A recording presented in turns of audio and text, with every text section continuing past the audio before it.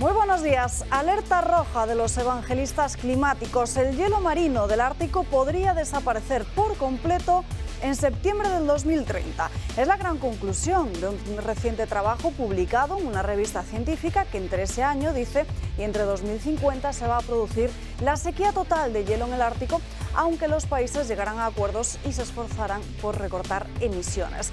A lo largo de un año natural, la extensión de hielo del Ártico varía y en el mes de septiembre es habitual que se reduzca después de los meses más cálidos. Sin embargo, según la NASA, está disminuyendo en todas las épocas del año porque el Ártico estaría calentándose más del doble de rápido que en el resto del mundo.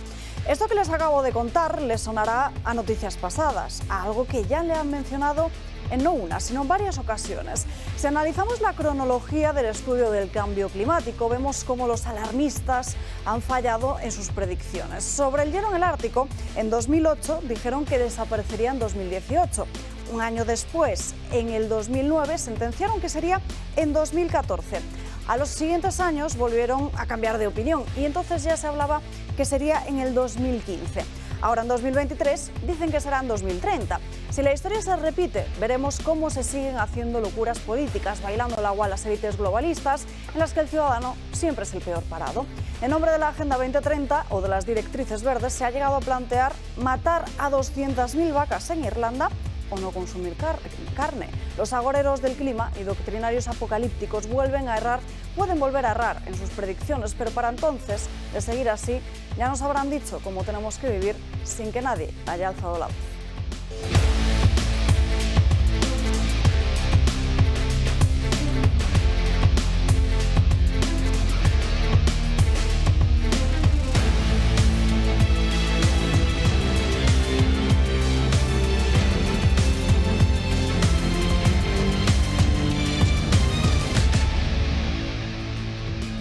Comenzamos el miércoles aquí en Dando Caña con muchos asuntos de los que hablar. Por supuesto, el hielo del Ártico será uno de ellos, pero también nos centraremos en esta pre-campaña electoral, donde algunos partidos políticos, como el de Alberto Núñez Feijóo, ya empieza a dibujar que España quiere después del 23 de julio si finalmente consigue la derecha llegar a la Moncloa. Pero también tenemos más asuntos.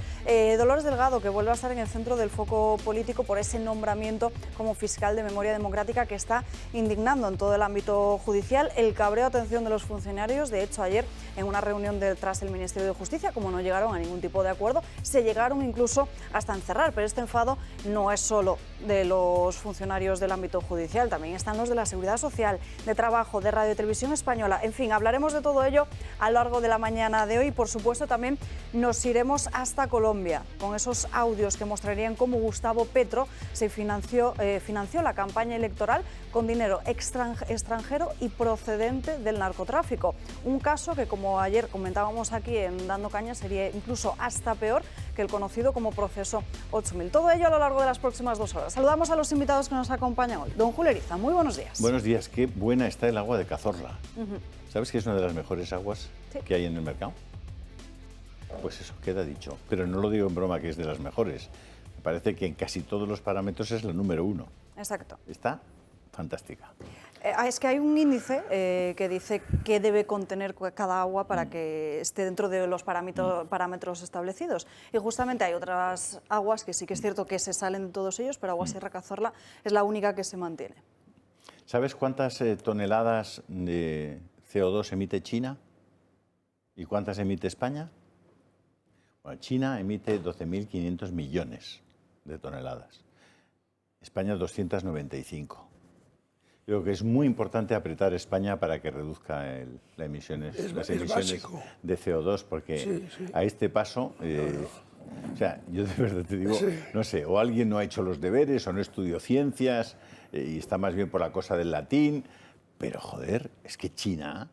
Perdón. Teresa Rivera... Alejo Vidal Cuadras, No, buenos pero que días. no te han dado la palabra todavía. Es que no Pero él se ha adelantado, entonces ya le saludo. A Julio no se le puede ¿para qué? interrumpir mientras está en su presentación. No, claro. Él lo sabe. Yo lo sé, sabe. me he hecho la bronca un día, desde entonces estoy callado. Es que es verdad. Yo iba a preguntar si Teresa Rivera sabía eso, nada más. Preséntale a Alejo. Alejo Vidal Cuadras, ¿qué tal? Muy bien. Bueno, todos los que nos hemos preocupado de informarnos bien sobre la cuestión climática, hemos llegado a una conclusión, y es que lo que está sucediendo, que efectivamente se está produciendo un cambio del clima hacia una elevación de la temperatura media, corresponde a un ciclo natural, es decir, no tiene un origen antropogénico. O sea, hay cantidad de estudios de gente extraordinariamente competente que lo demuestran. Lo que pasa es que la doctrina oficial del IPCC de Naciones Unidas están empeñados en eso, y todo lo que se aparte de esa ortodoxia lo silencian o lo descalifican o lo denigran. Pero vamos, yo, ya digo, me he preocupado de leer mucho sobre ello. Está claro que la influencia antropogénica en este cambio de clima es mínima. Entonces, todo el esfuerzo deberíamos hacerlo para prepararnos, es decir, lo que se llama adaptación. Hay dos estrategias, adaptación y mitigación. La mitigación, por desgracia, no estamos a tiempo ya, aparte de que, como digo, la influencia es muy pequeña. Entonces deberíamos estar poniendo mucho esfuerzo. Por favor, interrúmpele, Isaac. En adaptarnos. Yo no interrumpo, No, interrúmpele, que luego por me echáis la favor. bronca. No, porque claro, es En que adaptarnos. me parece tan injusto esto. Vamos a ver, he dicho que en Aquí vamos adaptarnos. controlando los tiempos. Alejo se extiende un poco en la Tan primera injusto, intervención, luego se la corta pero por el es otro tan lado. injusto, primero porque Frankie debería haber hablado antes. Pero a Frankie le voy a Porque saludar al aquí último. este Isaac es un- Parejo, Está muy buenos días. Está usted oscureciendo mi mensaje. Este es un programa que conserva sus tradiciones. Bueno, ¿me dejáis hablar o os acuso de homofobia? Vosotros veréis. Bueno, Como Alicia. lo que dice Alejo, don Alejo, es verdad. O sea, hay muchos estudios que hablan de que el cambio climático que se está produciendo no tiene que ver con el factor humano. Lo que pasa que los medios de comunicación y los organismos oficiales siempre nos dicen que el 99% de los estudios hablan del cambio climático antropogénico, pero claro, lo que no te dicen es que ese 99% de los estudios que se publican en los medios oficiales y en los medios relacionados con la ONU. Los otros estudios, esos se mantienen en otras webs o en otras partes, en otros departamentos que no son tan vistosos ni son tan difundidos. Entonces, claro, hay muchos científicos, de hecho, viven con miedo a publicar determinados estudios porque saben que si publican determinadas cosas que contradigan la versión oficial, están condenados al ostracismo y están condenados a que no les publiquen nunca jamás nada en ninguna revista. Eso es lo que pasa. Respecto a la contaminación, pues es verdad, hay 4 países o 3 países que son China, Rusia, Estados Unidos y la India, que emiten más de la mitad de la contaminación mundial. España creo que es el 0,8% de la contaminación, y sin embargo los que más esfuerzos hacen por reducir la contaminación siempre son los mismos, siempre son España, Francia, bueno, la Unión Europea en general, mientras tenemos, pues eso, China, bien lo ha dicho Julio, que emite 12, ¿cuánto ha dicho? 12.500 millones de toneladas. Megatoneladas se llaman. Megatoneladas, y China no hace ningún tipo de esfuerzo por reducir la contaminación. Entonces, mientras ese gigante no reduzca un solo gramo de contaminación, ya puede Europa entera dejar de usar el coche y plantar un árbol en lugar de donde hay cada coche aparcado, que no va a pasar absolutamente nada. Y bueno, y respecto también a los augurios climáticos, hoy he visto una noticia en la Gaceta de la Iberosfera donde dice que las Maldivas, que iban a dejar de existir en 2018 porque se les iba a tragar el Índico, resulta que acaban de inaugurar un aeropuerto a nivel del mar. Y van a estar bajo el mar. Y El por otro día último había lugar, una pero no por ello menos importante, Josep María Francas. Muy buenos días. Pues muy buenos días. Yo iba a hablar de Cuca Gamarra, pero voy a cambiar el tercio porque he visto Puedes que hablar de habéis... lo que quieras. No, hombre, ya que habéis enfocado el tema de igual de la... apocalíptico. No, pero pasa de las musas al teatro. Lo Habla de Cuca. de lo Habla de Cuca. antropológico de esto, pues yo recordaré, como siempre que sale el tema del cambio climático, siempre recuerdo alguna cifra del tema volcánico que a mí me parece súper interesante. Y hoy voy a poner un ejemplo, solamente uno. 1783, un volcán en Islandia que se llamaba Laki cambió la temperatura del hemisferio norte 3 grados, la bajó 3 grados, 1783. Estamos discutiendo que en los últimos años, a base de hacer el bestia todos los humanos y humanas, faltaría más, conseguiremos aumentar la temperatura o bajarla, aumentarla un par de grados. Bueno, pues esto, con que venga un volcán, se va a freír espárragos 3 grados. Recuerdo además que hay una zona volcánica por ahí, en la zona italiana, todo ahí, que está en preerupción, o sea, eso cualquier día explota, y el día que explote no os preocupéis de la temperatura, que no tendremos ningún problema con temperaturas. Bajará, bueno, al lado se va a quemar todo, pero a unos kilómetros bajará salvajemente porque las cenizas tapan el sol y es como si estuviéramos en una noche eterna. Pues nada, pero como no lo quieren, yo creo que no es que no lo sepan, es que hay intereses detrás de eso, porque lo que es absurdo es que la civilización esté en peligro, la civilización tal como la entendemos, y la economía de medio mundo esté en peligro por una cosa que no tenemos ningún futuro. Ni el hombre ha cambiado para mal, ni tiene ninguna capacidad de cambiarlo para bien, que eso es lo peor. Ninguna capacidad de cambiarlo para bien. Yo siempre he tenido una duda respecto al aumento de la temperatura en los últimos 150 años, que siempre se habla del aumento de 1,1 grados en los últimos 150 años. Y yo siempre digo que ¿cómo es posible que se pueda medir o relacionar y comparar la forma de medición de temperatura de hoy con todas las estaciones climáticas que hay en el mundo con la de hace 150 años, cuando evidentemente la forma era más rudimentaria? Entonces, ¿de qué manera, cómo es posible que todo un aparato climático se arme en torno a un aumento de temperatura que se está comparando con una medición de hace 150 años? Totalmente. Es que no lo entiendo, sinceramente. Es que primero habría Es que como saber... cuando se dice el dato más alto de la serie histórica y ves que la serie histórica comenzó en el Claro, año 90. Pues pero claro, nunca- pero es pero- una mejor. pero En fin, ninguna luego serie histórica volveremos- empieza ahí, ¿eh? Luego Claro, volveremos ninguna al serie histórica asunto empieza en del cambio 1860. climático, les mostraremos qué es lo que dice esa investigación publicada en esa revista científica y repasaremos también cronológicamente de nuevo cuáles son todas esas predicciones fallidas de muchos científicos e investigadores. Antes, estamos a día, ¿qué día es hoy? 7 de junio. Vamos a recordar quiénes han sido escogidos por ustedes, por nuestros espectadores durante el pasado mes en mayo, como sus tertulianos favoritos. Ya saben que les hemos ido desvelando ¿No lo habéis poco a dicho todavía? poco quiénes son. En el cuarto lugar estaba Juan Antonio de Castro. Lo escogían los espectadores con un 13% de los votos. Julariza, como ya dije, contra todo pronóstico, no es el favorito y está en segunda posición. Pero es que hoy aquí, en nuestra mesa de Dando Caña, tenemos a otro de los favoritos, a otro de los tertulianos favoritos de nuestros espectadores, y ese es Isaac Parejo, que se queda pisándole los talones a Julio, solo con un 1% más. Así que Ten mucho cuidadito con lo que haces. es que ahora Julio está intentando que sé conseguir quién la es el primera primero. posición. Yo creo que sé quién es el primero. Uy, uy, uy. Así que los próximos días les iremos contando más, solo nos queda por desvelar el quinto y el primero, así que estén muy pendientes porque el tertuliano favorito, ya les adelanto, que se va a llevar un premio. Así que los que no hayan quedado primeros y se quieran llevar ese premio, lo que tienen que hacer es campaña por sí mismos para que les voten al 28088. Además, con ese mensaje de texto, no solo van a agradecer de alguna forma a esa persona que les gusta ver en el Toro Televisión, sino que también podrán ayudar a esta casa con €1. Simplemente tienen que enviar un mensaje de texto con ese nombre o el apellido, como ustedes quieran, Isaac Parejo, Infoblogger, lo que quieran, al 28088. El mes que viene, cuando estemos en el día 1 o el día 2 de julio, les contaremos quiénes Yo han sido advierto- o cómo ha cambiado este ranking. Quiero advertir a la parroquia que Alejo se va a tomar muy mal si no gana. O sea, Pero hagan esto se refiere a Dando Caña.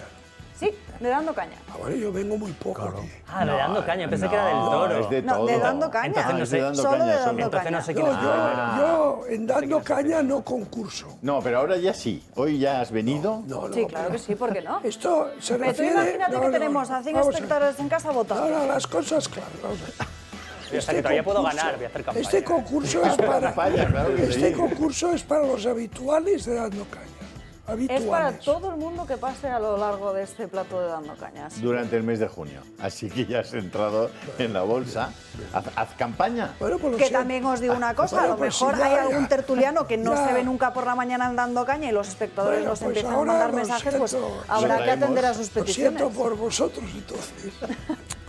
Bueno, vamos Patirem. a ir ya con los principales temas del día. El asunto que monopoliza casi toda el parte del debate es esa pre-campaña electoral en la que ya estamos inmersos de cara a las elecciones generales del próximo 23 de julio. Esa convocatoria anticipada de los comicios no solo ha afectado a los españoles que residen en España, sino también a los que residen en el extranjero. Porque en los últimos días hemos hablado mucho de la cuestión del voto por correo, sobre todo después de demostrarse cómo de cara a las elecciones municipales y autonómicas del 28 de mayo resultó ser en algunos puntos de España, como en Melilla, un auténtico fraude. Esta teoría vuelve a ponerse encima de la mesa días antes, además, de que la Junta Electoral vuelva a reunirse para decidir si finalmente exige que se identifiquen con el DNI todos aquellos que a la hora de ir a la oficina de correos a depositar esa papeleta, pues sepan que esa persona que va con la papeleta, sepan que es ella y presente su identificación. Pero es todavía peor para los extranjeros.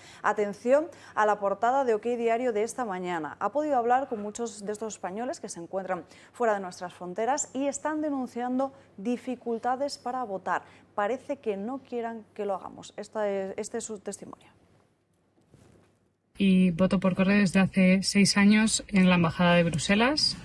En mi experiencia con el voto por correo no es muy favorable debido a muchas razones. La primera de ellas es que el procesamiento del censo es muy complicado.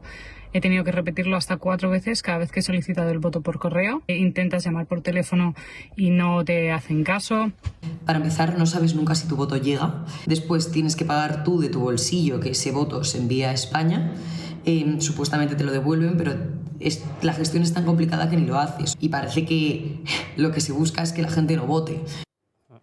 Bueno, es que para empezar, el censo electoral vigente para estas elecciones se cierra a 1 de marzo de 2023 y, según cuenta OK Diario, todo aquel que tenga que realizar una reclamación por variaciones desde esa fecha o simplemente consultar el censo debe hacerlo en un plazo de tan solo 8 días, del pasado 5 de junio al próximo 12 de junio.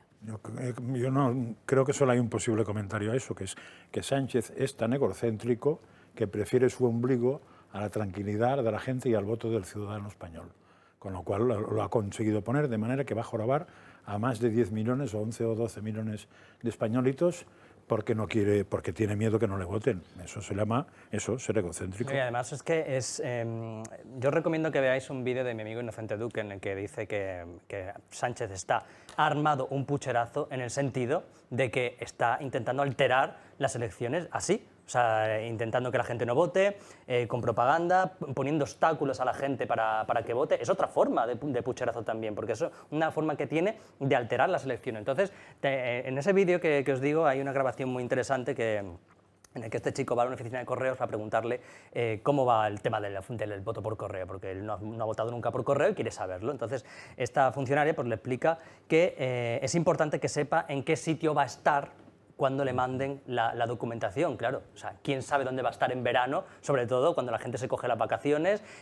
Mucha gente a lo mejor no se las ha cogido todavía, nunca saben qué parte de España va a estar para que le manden la documentación. Y que no te la mandan un día, te la mandan en un intervalo amplio que no son 10 o 15 días. Sí, le he dicho de 3 a 10 días, me parece, o de 3 a 15 días puede tardar. Entonces, claro, tú no sabes dónde va a estar, ¿no? Es que, ¿me puedes enviar la documentación en un hotel? Sí, en un hotel, pero claro, ¿en qué ciudad vas a estar? ¿Dónde te vas a ir de vacaciones? Entonces, mucha gente opta por no votar directamente porque no saben dónde va a estar. Entonces, claro, se van a quitar muchísimo voto de encima, busca que vote la menos gente posible y, claro, cuanta menos gente vote, pues más fácil lo tendrá él para sus intereses electoralistas. Es una vergüenza que pase esto porque es la primera vez, además, que se vota en verano. No está claro que le vaya a beneficiar eso, porque lo que hay ahora en España, en general, es un sentimiento, un estado de opinión de profunda indignación por la fecha de las elecciones. La gente está muy irritada porque esa fecha les dificulta ejercer su derecho al voto. Y eso se volverá contra Sánchez. Entonces, yo creo que el cálculo que él ha hecho, que es que... somos tontos. No, él ha pensado, 23 de julio, el voto que no se pueda ejercer perjudicará sobre todo a la derecha. Esto es el cálculo que él ha hecho. Pero yo creo que esto le puede salir el tiro por la culata, porque, como te digo, hay una gran irritación en la población en general por la fecha. Entonces yo creo que eso se les puede volver en contra.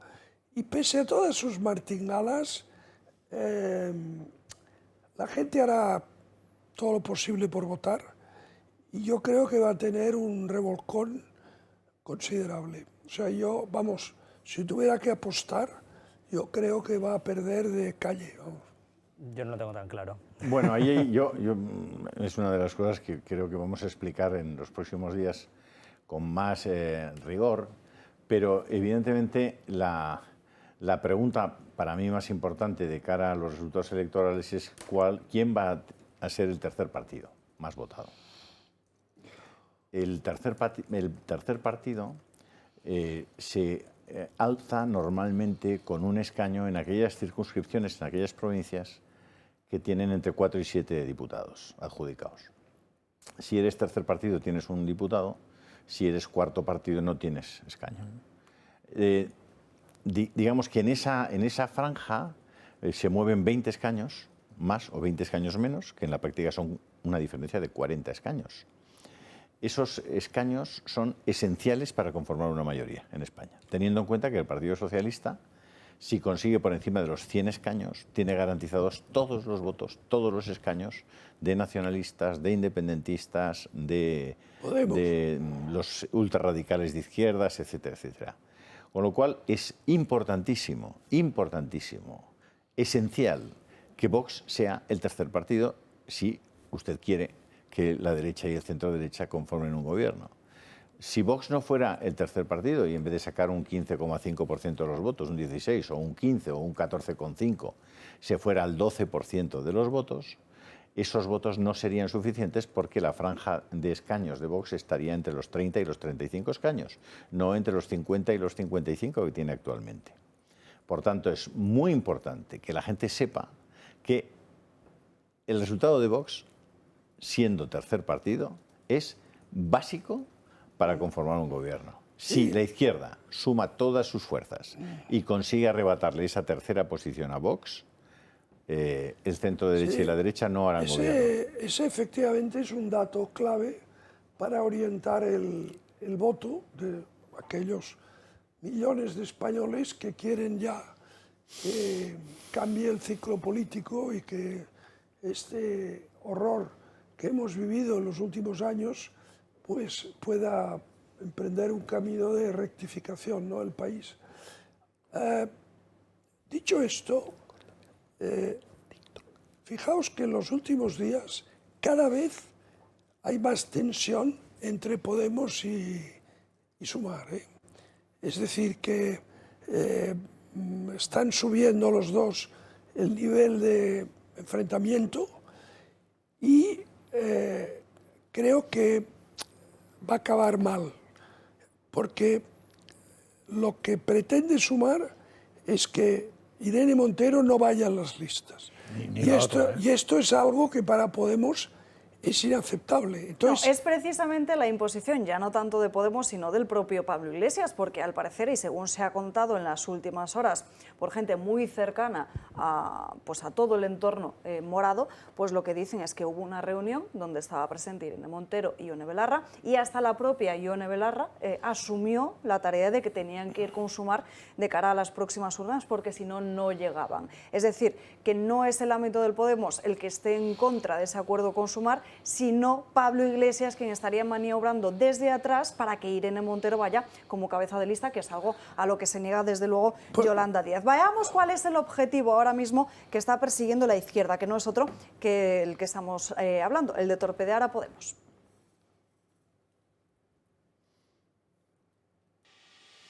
Podemos se queda sin tiempo y resultan en vano sus intentos por unirse a Sumar. La desintegración de los morados es una amenaza positiva para la Moncloa, que busca sus votos, pero muy negativa para los morados, que insisten en denunciar que hay una campaña de acoso. En el caso del territorio de la Comunidad Valenciana, Compromís ha dicho abiertamente que ellos primero no quieren confluir con Sumar, que en todo caso un acuerdo de coalición, que mantienen su nombre, sus siglas, etcétera, y que con Podemos nada.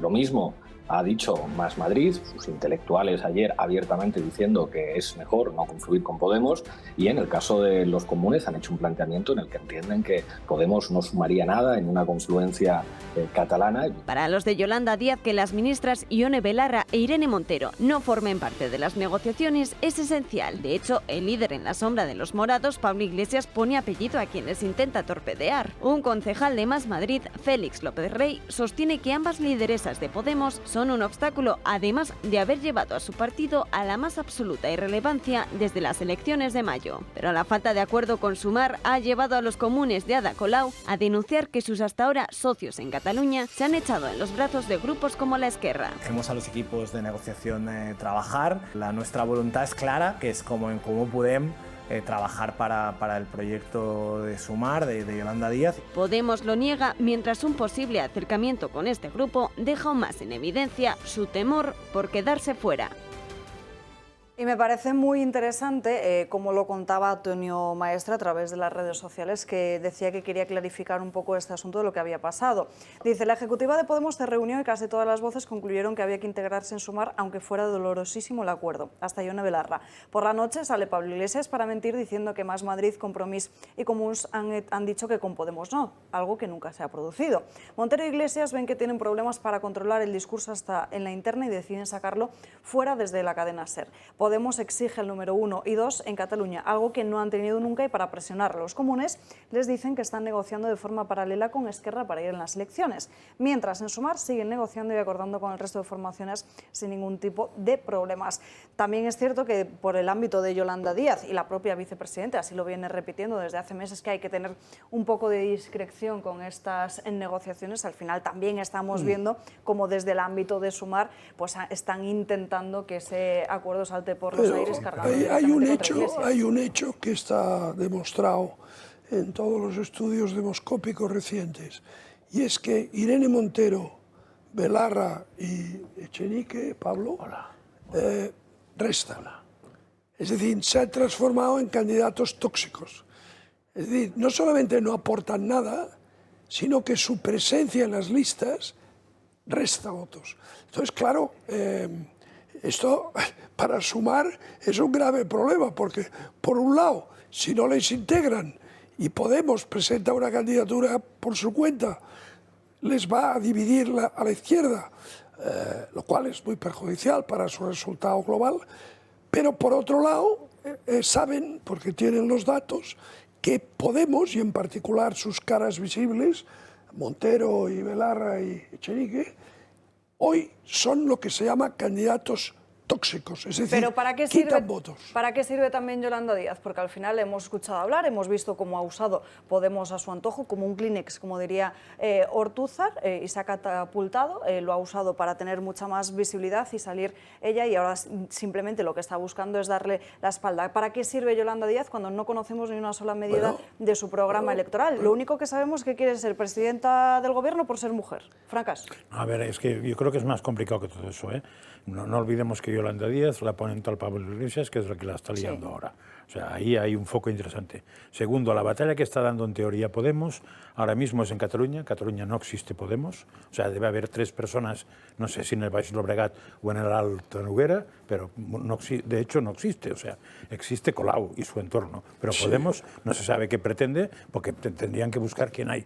Está dando la batalla en Madrid. ¿Cómo coño va a dar la batalla en Madrid Podemos si está Más Madrid, que es la que está por encima, que incluso ha llegado a ganar al PSOE, no sé si en las últimas elecciones, pero sí en las anteriores, tanto en Madrid como en la Comunidad de Madrid? Entonces, ¿qué pinta? ¿Cómo le van a dar cancha a los más perdedores quitando a los vencedores? Y otro sitio que se está intentando pegar Podemos, parece ser, es Valencia, donde pasa lo mismo. Sí. O sea, Compromís habrá bajado, pero es que Podemos ha desaparecido del mapa. Entonces, ¿qué puñeta pretenden? Entonces, la única sensación que me da a mí de esa batalla es, si Pablo Iglesias está en nuestra batalla, es porque quiere romper algo, no porque quiera construir nada, porque es imposible que construya con eso. Que Irene Montero y Belarra son un lastre, es muy probable que sean un lastre, pero además no tienen cabida, no es que no tengan cabida como personas, es que no tienen cabida donde quieren ir, porque querrán ir de uno por Madrid, y uno por Madrid no va a ir el perdedor. Va a tener que ir alguien que haya ganado. Eso es como, qué sé yo, el tío del PP que se haya pegado la bofetada en el Ayuntamiento de Madrid pretende ir de número 1 en la lista. Pues no cuadra esto. Es que esto es la lucha por la supervivencia, simplemente. O sea, es personal todo, son intentando sobrevivir de alguna forma porque está abocado a la desaparición. Entonces está viendo a ver a dónde es capaz de pegarse como una sanguijuela y ya está, eso es lo que está intentando. Pero a mí me sorprende cómo Irene Montero sigue siendo a día de hoy la mujer más humillada de este país, porque siempre necesita la custodia de Pablo Iglesias para todo. Pablo Iglesias fue el que la metió como ministra en el gobierno, puso como condición que Irene Montero tenía que estar en el gobierno, ahora es el que está custodiándola de nuevo para que vayan las listas de Sumar, que yo no sé, por cierto, si Sumar se presenta en todas las provincias de España o solo en algunas. Lo intentará seguro. No sé si tiene ya los avales, si tiene todo, pero vamos, tiene muy poco tiempo.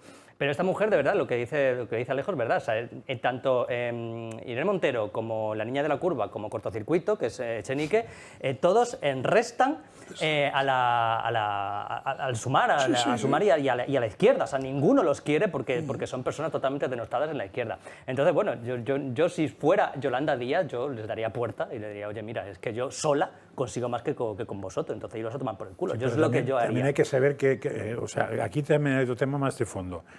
O sea, a Yolanda Díaz o a Sumar, primero, la implantación la tiene montada porque la hacen a través de comisiones obreras y de Izquierda Unida. O sea, que están en todas las provincias. Lleva mucho tiempo que están trabajando en eso porque tienen una estructura previa. Es lo que cosa que Podemos no tiene. Podemos tiene caos y esos tienen la estructura clavada. Pues claro, lo de Unidas Podemos, de Unidas nada, porque de Unidas nada y Podemos ya veremos que tampoco van a poder mucho. O sea, la estructura está montada. Y la segunda cosa es, claro, Yolanda Díaz, si se quita Podemos, se queda en un PSOE 2. A ver, en un Sánchez PSOE 2, y ahí no pinta nada tampoco. O sea, tampoco puede quedarse mimetizado con ser el otro PSOE, porque de alguna manera... Pero el voto de Podemos que es pierde, lo que vende, te digo yo que prefieren votar a Yolanda que votar al PSOE. Puede ser, pero le interesa mucho a Yolanda Díaz que quede claro que es la izquierda del PSOE. Pero hay mucha gente yolandista... O sea, si hace de Rejón, no sé cómo... Pero hay mucha gente yolandista que preferiría votar al PSOE con tal de que no esté Podemos en esa coalición. Pero los de Podemos... ¿Qué diferencia aporta Yolanda Díaz respecto a Sánchez? Si no la explica ninguna.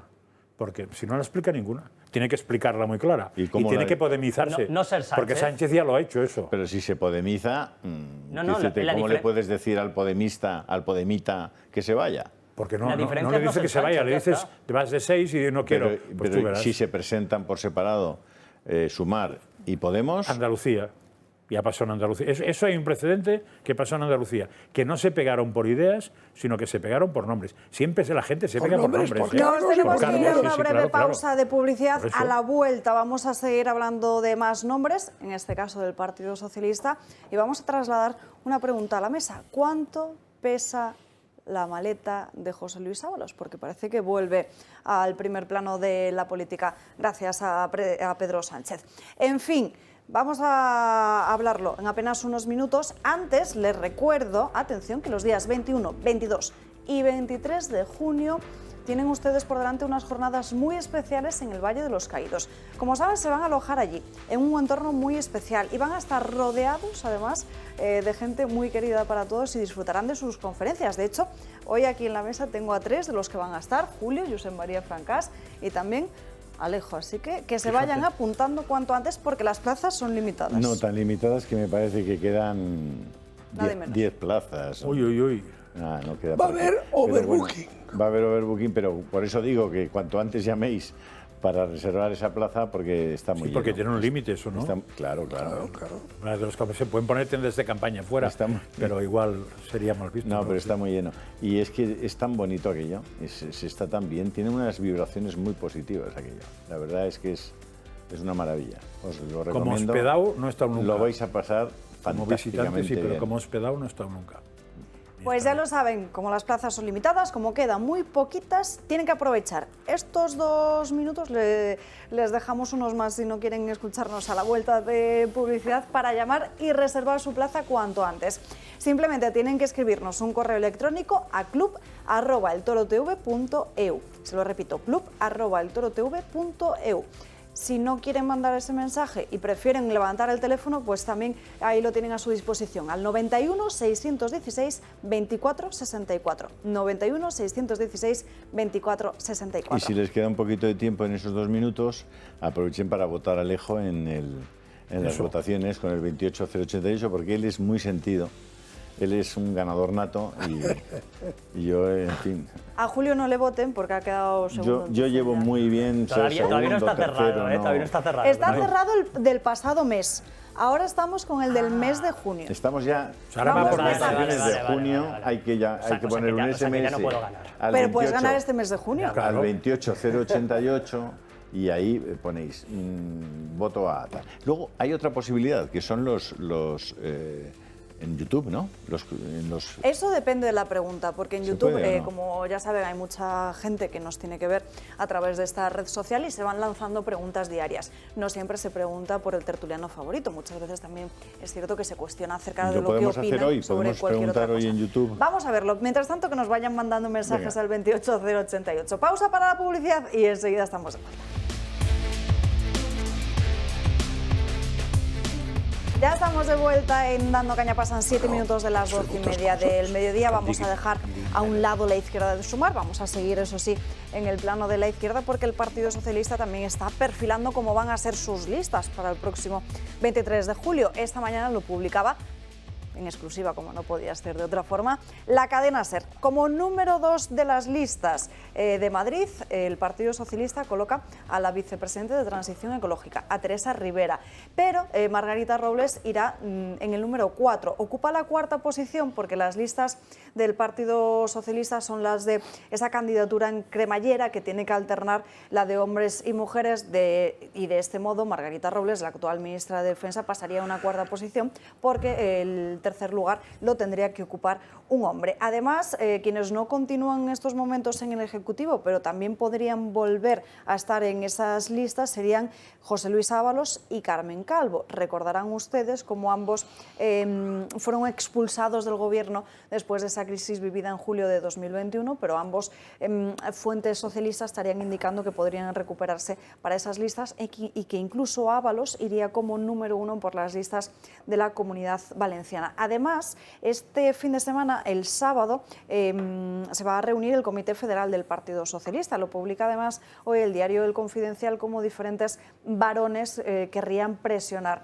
Este sábado se tienen que ratificar las candidaturas en las que están trabajando en Ferraz y las direcciones territoriales para intentar llegar a un acuerdo con el máximo consenso posible, pero según lo que publica el Confidencial, tanto Emiliano García Paje como Lambán estarían preparando un poco más de presión para este sábado porque ya se habrían visto en privado. Pero bueno, me llama mucho la atención Ábalos. No, a mí uno que me choca es que me ha hecho caer Cuca Gamarra, que esta mañana estaba en una tele que habrás visto, me ha hecho caer una cosa que no había caído yo, que es la primera vez que se reúne el PSOE después de las elecciones. Después se reunió el martes de después de las elecciones. Entonces no es verdad lo que decía Cuca Gamarra esta mañana. Se reunió el martes. Porque ha insistido 2 veces. Era la ejecutiva, no era el Comité Federal. Eso vale. Sí. Pues entonces ya me ha chocado. Tienen un problema. Ratificar los nombres. ¿Pero hay alguna posibilidad de que Sánchez no sea candidato? Hombre, a verla habría porque tiene que aprobarlo. un rumor de que, hay posibilidades. A verlo habría, pero fundamentalmente parece que hay una, que es que él diga que no lo quiere ser. Claro. Porque otra posibilidad no parece que haya, porque primarias parece que no da tiempo. Todo el mundo intuye que van a decir lo mínimo posible. Tendría que dimitir. Para que no se enfade nadie. Después sobre todo el jefe. Tienen un problema que en los partidos es grave. Al haber perdido tanto poder autonómico y municipal, ha habido muchas figuras relevantes del partido que han quedado descolgadas. Quieren comer. Con lo cual, tienen que colocarles. Te pongo un ejemplo. La presidenta de Baleares, hasta ahora, del Partido Socialista, ¿no? Francina. Sí, Francina, que ahora va a ir de número 1 al Congreso por Baleares, claro. Pero claro, no les caben todos. Porque además... Sacarán menos. No, la perspectiva es de tener menos escaños. Con lo cual, menos escaños y mucha gente relevante por colocar que se han quedado fuera de juego, la verdad es que Sánchez tiene un verdadero problema para hacer estas listas. Claro, porque eso además crea tensión, o sea, al que damnificas no te aporta en la campaña. No, claro. Y claro, ahí hay mucho más riesgo. O sea, lo que le gustaría a Sánchez es que todo aquel que pueda hacer algo fuera en las listas de salida y estuviera contento. Claro. Y eso es imposible. Bueno, no sabemos quién va a ganar el próximo 23 de julio en las elecciones, pero sí sabemos quién está ganando a través de la emisión en directo de YouTube. El favorito de hoy, a la cabeza, Isaac Parejo, después Julio Ariza, después Alejo Vidal Cuadras y en último lugar, lo siento, los últimos también serán los primeros, Josep María Medalla Fracas. de bronce, Alejo. Medalla de bronce. Esto está trucado. Aquí no hay trampa. Oye, aquí no hay llamar de trampa. YouTube y votar. Yo parto con ventaja, que es mi terreno. O sea, ahí no me podéis ganar. Es un youtuber famoso. En fin, vamos a seguir hablando de más asuntos porque el cabreo de los funcionarios se ha puesto de manifiesto de nuevo estos días. No solo estamos hablando de los del mundo de la justicia, que también ayer se encerraron en el Ministerio de Justicia después de no llegar a un acuerdo con la parte del Gobierno, pero también hablamos en el Ministerio de Trabajo, de Seguridad Social y Radio Televisión Española.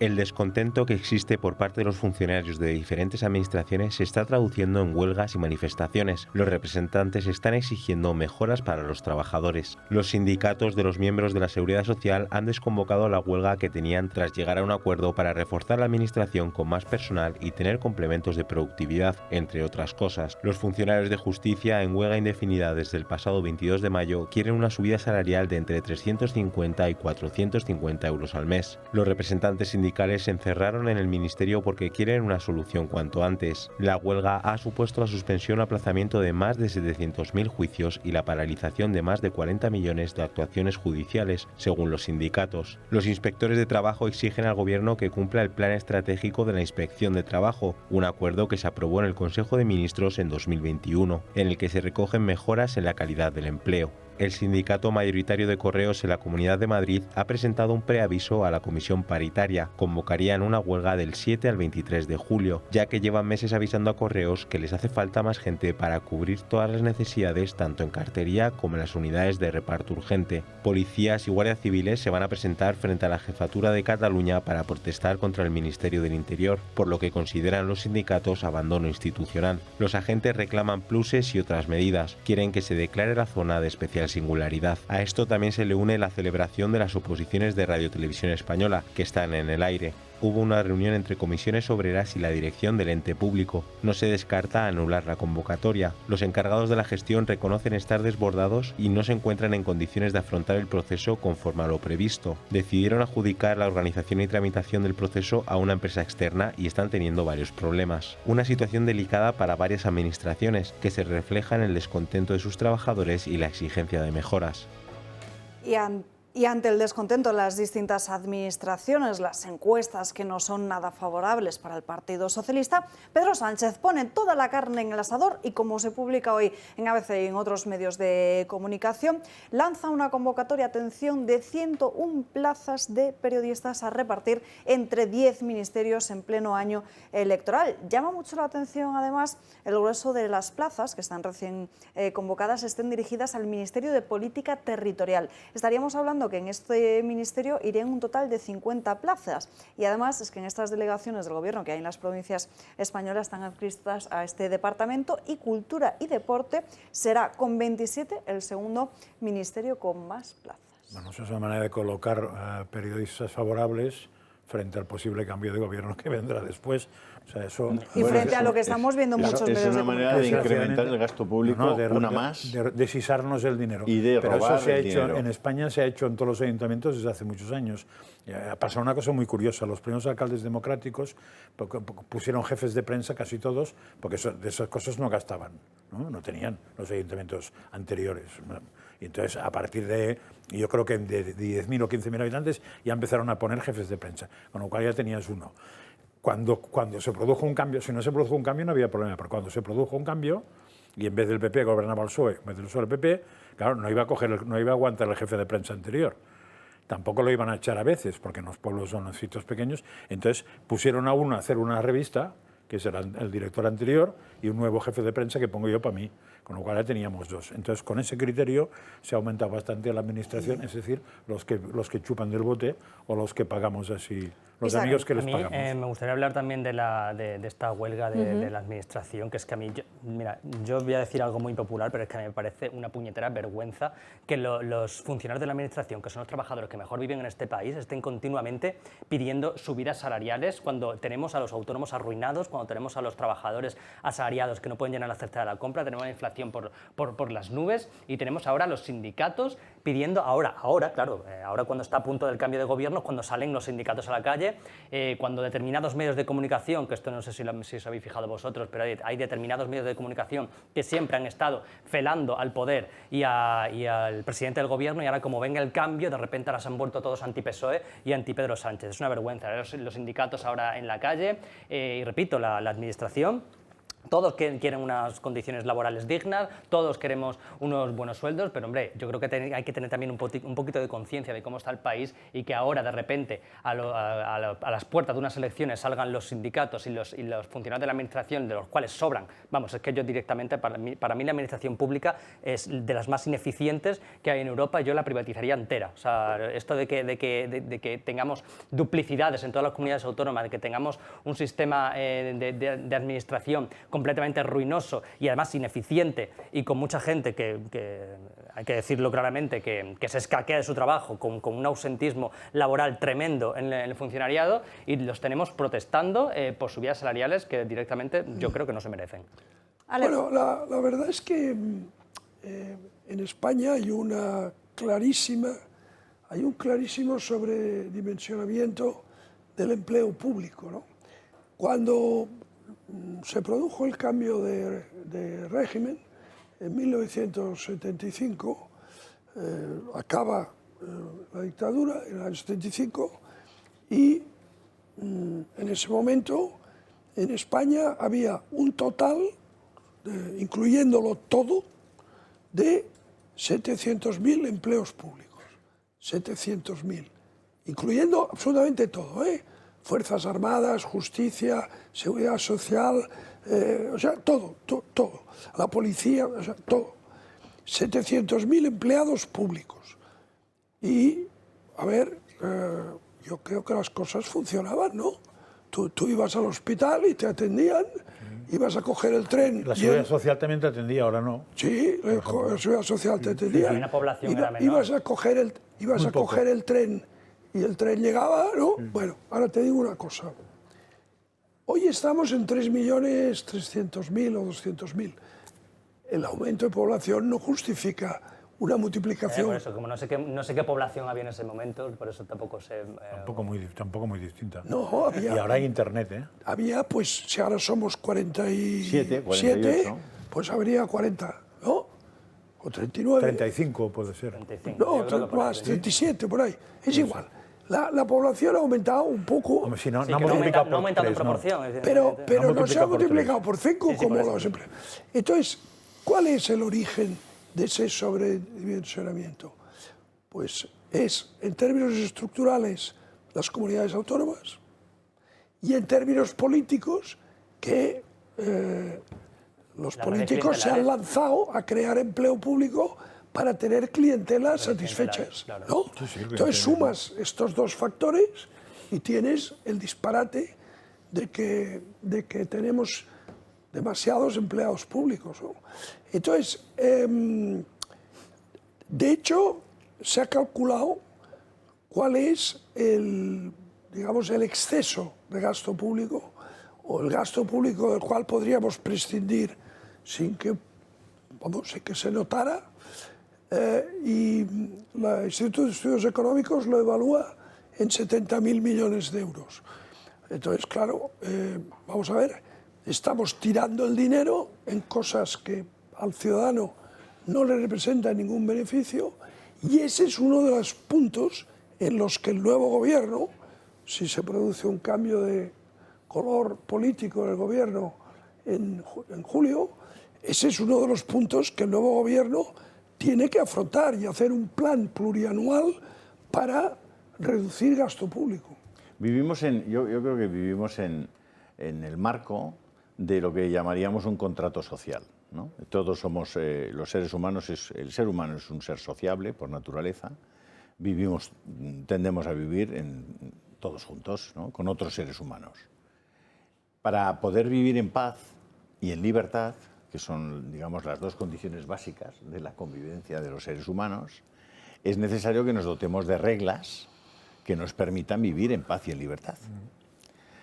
Cuando nos dotamos de esas reglas, bueno, hoy, en el año 2023, y desde hace algún centenar de años, no mucho más de un centenar, vivimos una cosa que se llama el Estado. El Estado. Nosotros vivimos en un Estado que se llama España. Y ese Estado, teóricamente, está para arbitrar las normas que nos permitan vivir en paz y en libertad, convivir y no acabar matándonos, ¿no? Como en una sociedad donde no existieran reglas y donde uno conculque tranquilamente la libertad del otro, la propiedad del otro, la paz del otro, etcétera, etcétera. ¿Cuál es la realidad que estamos viviendo hoy y cada día más? Y ya con este gobierno eso se ha incrementado exponencialmente.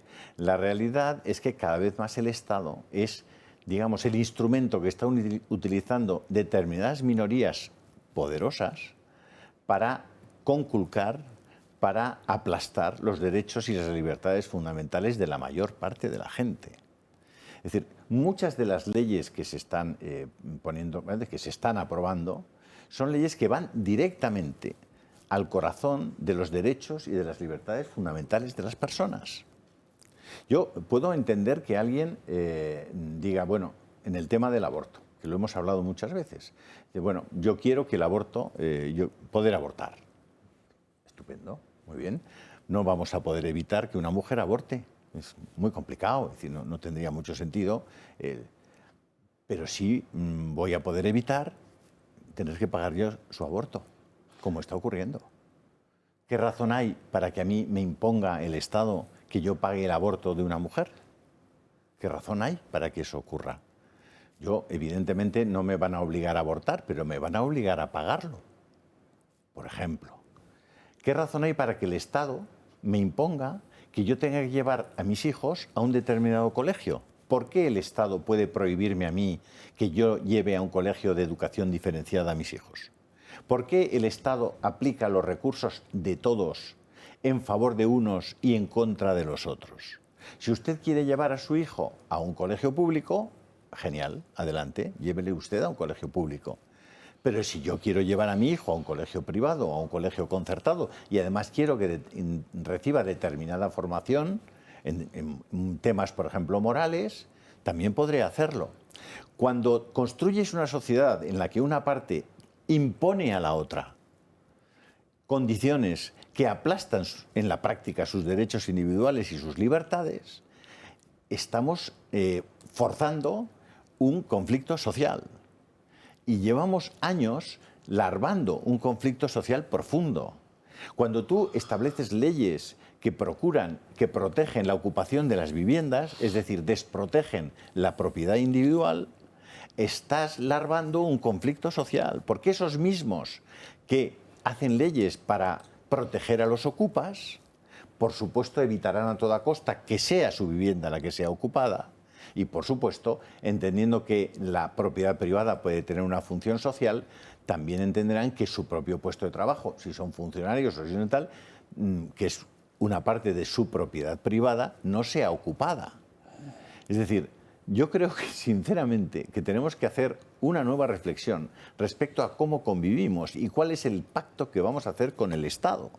Es decir, no tiene ningún sentido que un inspector de Hacienda pueda entrar en nuestra casa a ver con quién comimos el 14 de septiembre del 69 para ver si ese ticket nos lo aceptan para ser desgravado y, sin embargo, no tengamos ninguna opción en decidir algo que es previo a que me registren mis gastos, que es en qué va a gastar usted ese dinero. No tiene ningún sentido en el año 2023 que la participación política de los ciudadanos siga estando restringida a votar cada 4 años, cuando todos tenemos una identidad digital y podríamos votar muchas más cosas y que hubiera una democracia directa sobre los temas más relevantes y más importantes. No tiene ningún sentido que yo tenga que aceptar vivir en un estado donde un preservativo tiene un 10% de IVA y los pañales de los niños tienen el 21% de IVA.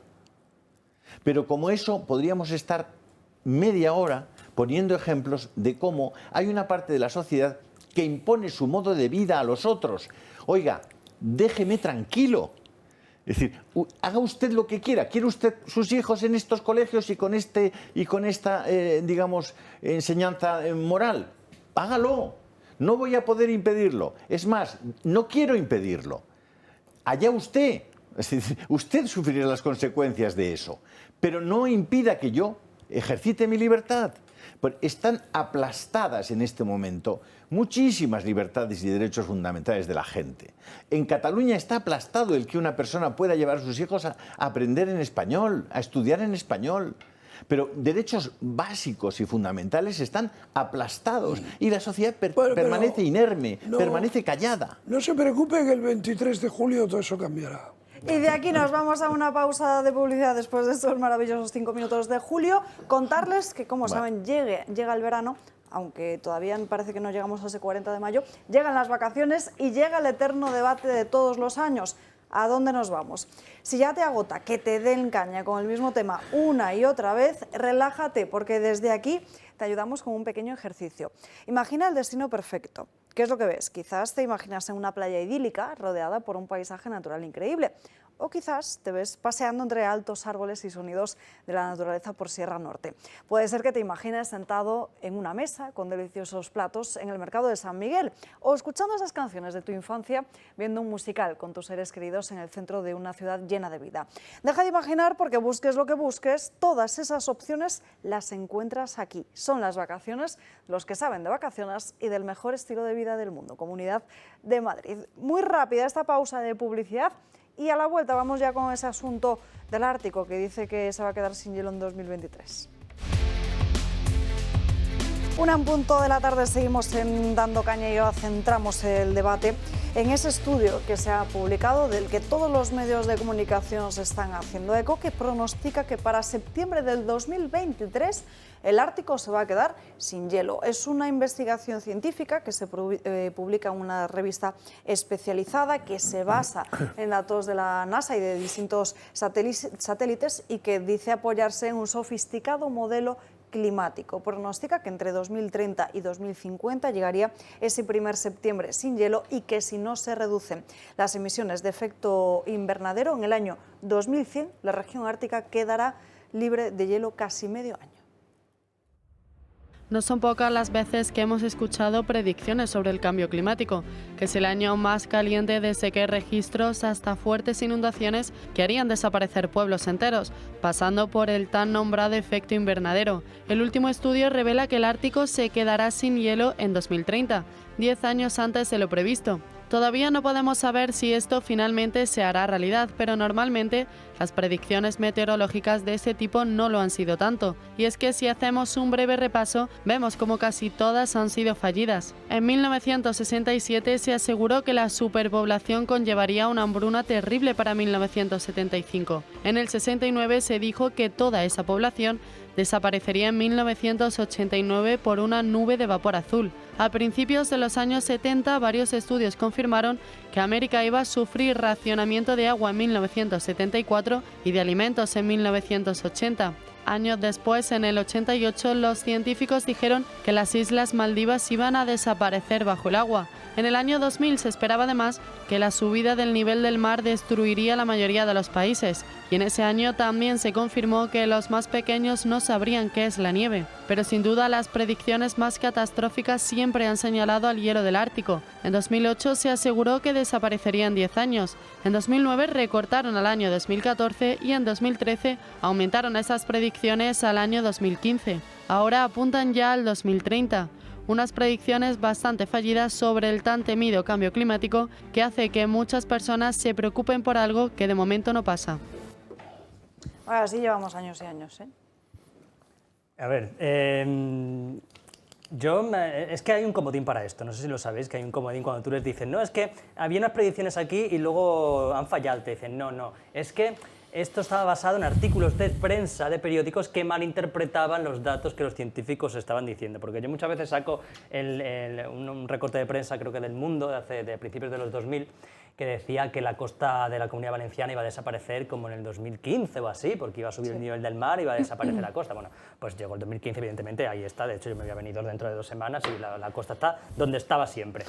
Y claro, yo cuando sacas eso te aparecen los expertos climáticos a decirte, no, es que ese artículo que te estás sacando malinterpretaba los datos científicos que no decían en ningún momento que la costa iba a desaparecer. Entonces siempre tienen ese comodín, ¿no? Yo un día estaba discutiendo por Twitter con un experto climático de estos y le decía, bueno, ¿qué pasa si abril de este año supuestamente es el mes más caluroso, ¿no?, que decís de la historia o algo así, desde que hay registro? Digo, ¿qué pasa si el año que viene, de repente, en abril del año que viene, volvemos a las temperaturas típicas de abril? Y dice, bueno, pues eso también significará que hay un cambio climático. Digo, vamos a ver, entonces, si hay un abril muy caluroso, es cambio climático. Si la temperatura es normal, también es cambio climático. Si llueve, es cambio climático. Si hace calor, es cambio climático. Entonces, claro, lo tienen pillado por tantos sitios que es que al final no puedes decirles nada porque todo al final se resume en cambio climático, tanto si la temperatura es extrema como si la temperatura es normal. Es que, a ver, bueno, yo no sé el concepto porque sé que hay quien discute de cambio climático a cambio del clima y entonces hay gente que dice que una cosa global, tal, no sé qué, bueno, lo que sea, el cambio de lo que sea, solo lleva 15.000 millones de años aproximadamente. Es decir, desde que se produce el Big Bang, que es la concentración máxima de la materia y la expansión del universo, cambia todo. Y va a cambiar 14.500 millones de años. Y eso va a cambiar hasta que desaparezca todo, que yo no sé cuándo será porque el curso de profetas lo suspendí. Dice que se está contrayendo otra vez. Bueno, pues cuando se contraiga, yo lo he suspendido, con lo cual no lo sé. Pero cambio se produce. El problema no está en que haya cambio, porque hay cambio seguro. El problema está en quién causa el cambio. Antes Alejo ha dicho que son ciclos naturales, hay quien dice que no son ciclos naturales. Es algo muy me da igual. Lo que está claro es que no es antropogénico, eso me parece que es evidente que no es antropogénico. Con lo cual, si no es antropogénico para cambiarlo, no es antropogénico para descambiarlo. Efectivamente, por eso digo que es un pensamiento muy antropocéntrico, el pensar que el hombre tiene la capacidad de cambiar el clima en tan solo 150 años desde la revolución industrial. Ninguna glaciación no produjo el hombre. Y es un cambio mucho más bestia que el de ahora. ¿Cuántas extinciones masivas ha habido en la Ninguna la ha producido el hombre. En tiempo geológico, es 1 millón de años. La Tierra tiene 4.500 millones de años de antigüedad. Bueno. Y 3 días. 3 días. O sea, yo cuando la gente dice que tiene 4.500 millones de años, en digo, esos 4.500 millones de años ha pasado de todo, ¿no? Ha habido cambios de la composición atmosférica, del clima, bueno, y ya en términos históricos, o sea, donde hay registro histórico humano, ha habido épocas de fríos y calentamientos, la pequeña edad de hielo, el calentamiento en la Edad Media, ¿verdad? La pequeña edad de hielo, siglo VI. Que hizo que Groenlandia fuera una tierra verde, Greenland, los vikingos fueron allí. Después vino la pequeña edad de hielo, con lo cual los vikingos desaparecieron de Groenlandia porque los esquimales los mataron y además se quedaron sin pastos para el ganado, ¿no? Entonces, ha habido, a lo largo de tiempo histórico, cambios de clima superiores a esos que nos anuncian ahora. A 1,1 grado que ha subido en 150 años. 1,1 grado que ha subido la temperatura en 150 años. Claro, y entonces y la humanidad ha sobrevivido. Entonces, toda esta histeria climática lo que está provocando es la ruina de mucha gente y, aparte de eso, en los países que han de desarrollarse todavía, los países en vías de desarrollo, ellos nos dicen, oiga, yo estoy dispuesto a descarbonizarme, pero déjeme carbonizar primero. O sea, primero me carbonizo y puedo dar de comer a la gente, le puedo dar calefacción, una nevera o aire acondicionado y le puedo dar alimentos. Y entonces, cuando ya esté en este punto, ya me descarbonizaré. Es decir, todo es un disparate. Es un disparate. Y, sin embargo, ese disparate es un dogma. Se ha apoderado de las instituciones internacionales y de los medios de comunicación y de la opinión y estamos prisioneros de ese dogma, y el que lo combate es negacionista. Anatemizado. Es que además se contradicen en sus Anatema, propios... es condenado al ostracismo, es cancelado, ¿no? Sí. Entonces, claro, Pero además, mira que hay una cosa súper de sentido común que parece que no tenga nada que ver. O sea, si vamos tan mal, si nos estamos cargando todo, si estamos metiendo mala química en la atmósfera, en todos lados, ¿por qué ahora mismo vivimos mucho más cada año que pasa? Porque la especie humana antes vivía 50 años si llegaba, o 40 y pico, 35. y 30 y pico, y ahora estamos hablando de que podemos 80. pasar los 100. Sí. Ahora estamos en 80 y pico, podemos acabar pasando los 100. O sea, si tan mal lo estamos haciendo, si el clima mata a tanta gente, si tanto CO2 nos manda a la mierda, ¿cómo puede ser que vivamos más? Por cierto, yo cada vez que sale eso recuerdo que sin CO2 no hay vegetales, y sin vegetales no hay producción de materia orgánica. Se contradicen en sus propios datos, además, porque cuando te dicen que tal temperatura es la primera vez que se alcanza, desde que hay registro, luego te vas a los registros y es mentira, luego te encuentras siempre algún año donde se ha superado esa temperatura, porque lo que hacen es cogerte la temperatura que se ha alcanzado en determinada estación meteorológica y te la comparan con otra temperatura de otra estación meteorológica distinta. Pero en esa estación meteorológica ha hecho una temperatura menor. Entonces, claro, siempre lo tienen muy bien pillado, porque te cogen las temperaturas que les interesa de las determinadas estaciones meteorológicas. Yo creo que... Ojo con eso de la esperanza de vida, Josep María, porque, vamos a ver, desde que existe la penicilina, yo creo que el cambio fue radical, hasta donde yo sé, ¿eh? Pero es que antes en la esperanza de vida contaba la mortalidad infantil, que era brutal. Claro. Es decir, que había un montón de gente que moría entre los 1 y los 5 años. Y antes del 1 también. Claro. Por la apoxia. Por tanto, en la media que se hacía de esperanza de vida, había un dato... Sí, hombre. Pero Immanuel Kant, que vive de 1724 a 1804, es decir, siglo XVIII... vivió 80 años. Ya, pero yo creo que nadie duda que ahora mismo las poblaciones europeas más avanzadas, es decir, las que más porquería vierten a todos lados, son las que viven más sin que tengan que ver causa-efecto. No tiene nada que ver con causa-efecto, pero es una realidad.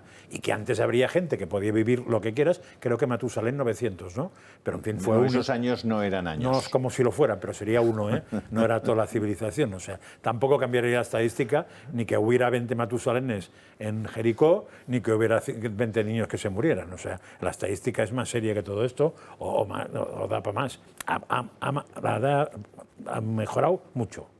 No tengo ninguna duda. Pero bueno, hay que matizar. Atribuyámoslo a lo que hay que atribuirse. Bueno, claro, a la evolución, al avance humano que va junto, ¿eh? Porque igual claro, si fuéramos tan tiquismiquis desde hace 200 años, igual ni penicilina ni porque el solo hecho de que los médicos que atendían a los partos tuvieran que lavarse las manos y desinfectarse, cambió completamente. Claro, con lo cual usaban jabón, que probablemente era una cosa horrible para el medio ambiente. Exactamente. Porque fíjate el jabón lo que podía hacer. El panorama cambió radicalmente, ¿no? Al final, para el progreso, el progreso científico nunca se ha conseguido sin contaminar. Es que al final la revolución industrial fue contaminación. Yo siempre digo lo mismo. En África no se la deja avanzar y se la mantiene en la pobreza porque no les dejan tener su propia revolución industrial y no les dejan contaminar. Esa es la principal causa por la que África está así. Porque queremos unas economías verdes y las queremos también en ciertos países que son pobres y que no van a poder avanzar hasta que no tengan su propia revolución industrial. Eso es así. África va a ser siempre pobre. Yo incluso añadiría un matiz que también es muy de señora mayor, que debe ser mi caso, ¿eh?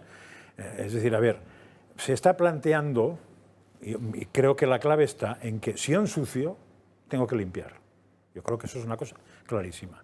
Yo ensucio y limpio.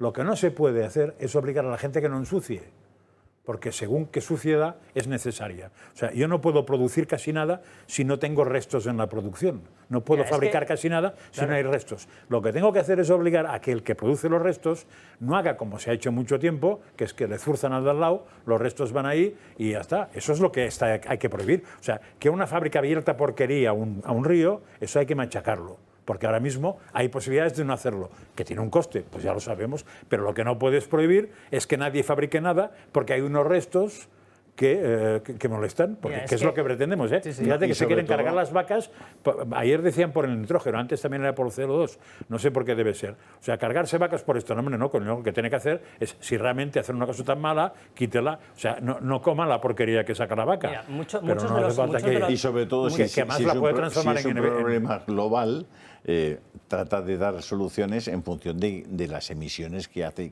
cada uno, de los problemas que tiene cada uno, ¿no? Porque es que si no tiene ningún sentido. Hombre, sí, pero que si los chinos limpiaran la porquería que producen, aquí sufriríamos mucho menos. Y los americanos, también. Y los indios, o hindúes. Muchos de los avances médicos, por no decir casi todos los avances médicos que ha habido a lo largo de las últimas décadas han sido gracias a la exploración espacial. Eso poca gente lo sabe, que han sido gracias a la exploración espacial. La exploración espacial nunca habría sido posible si los combustibles fósiles no se hubieran descubierto en determinado momento que sirven para mover vehículos, ¿no?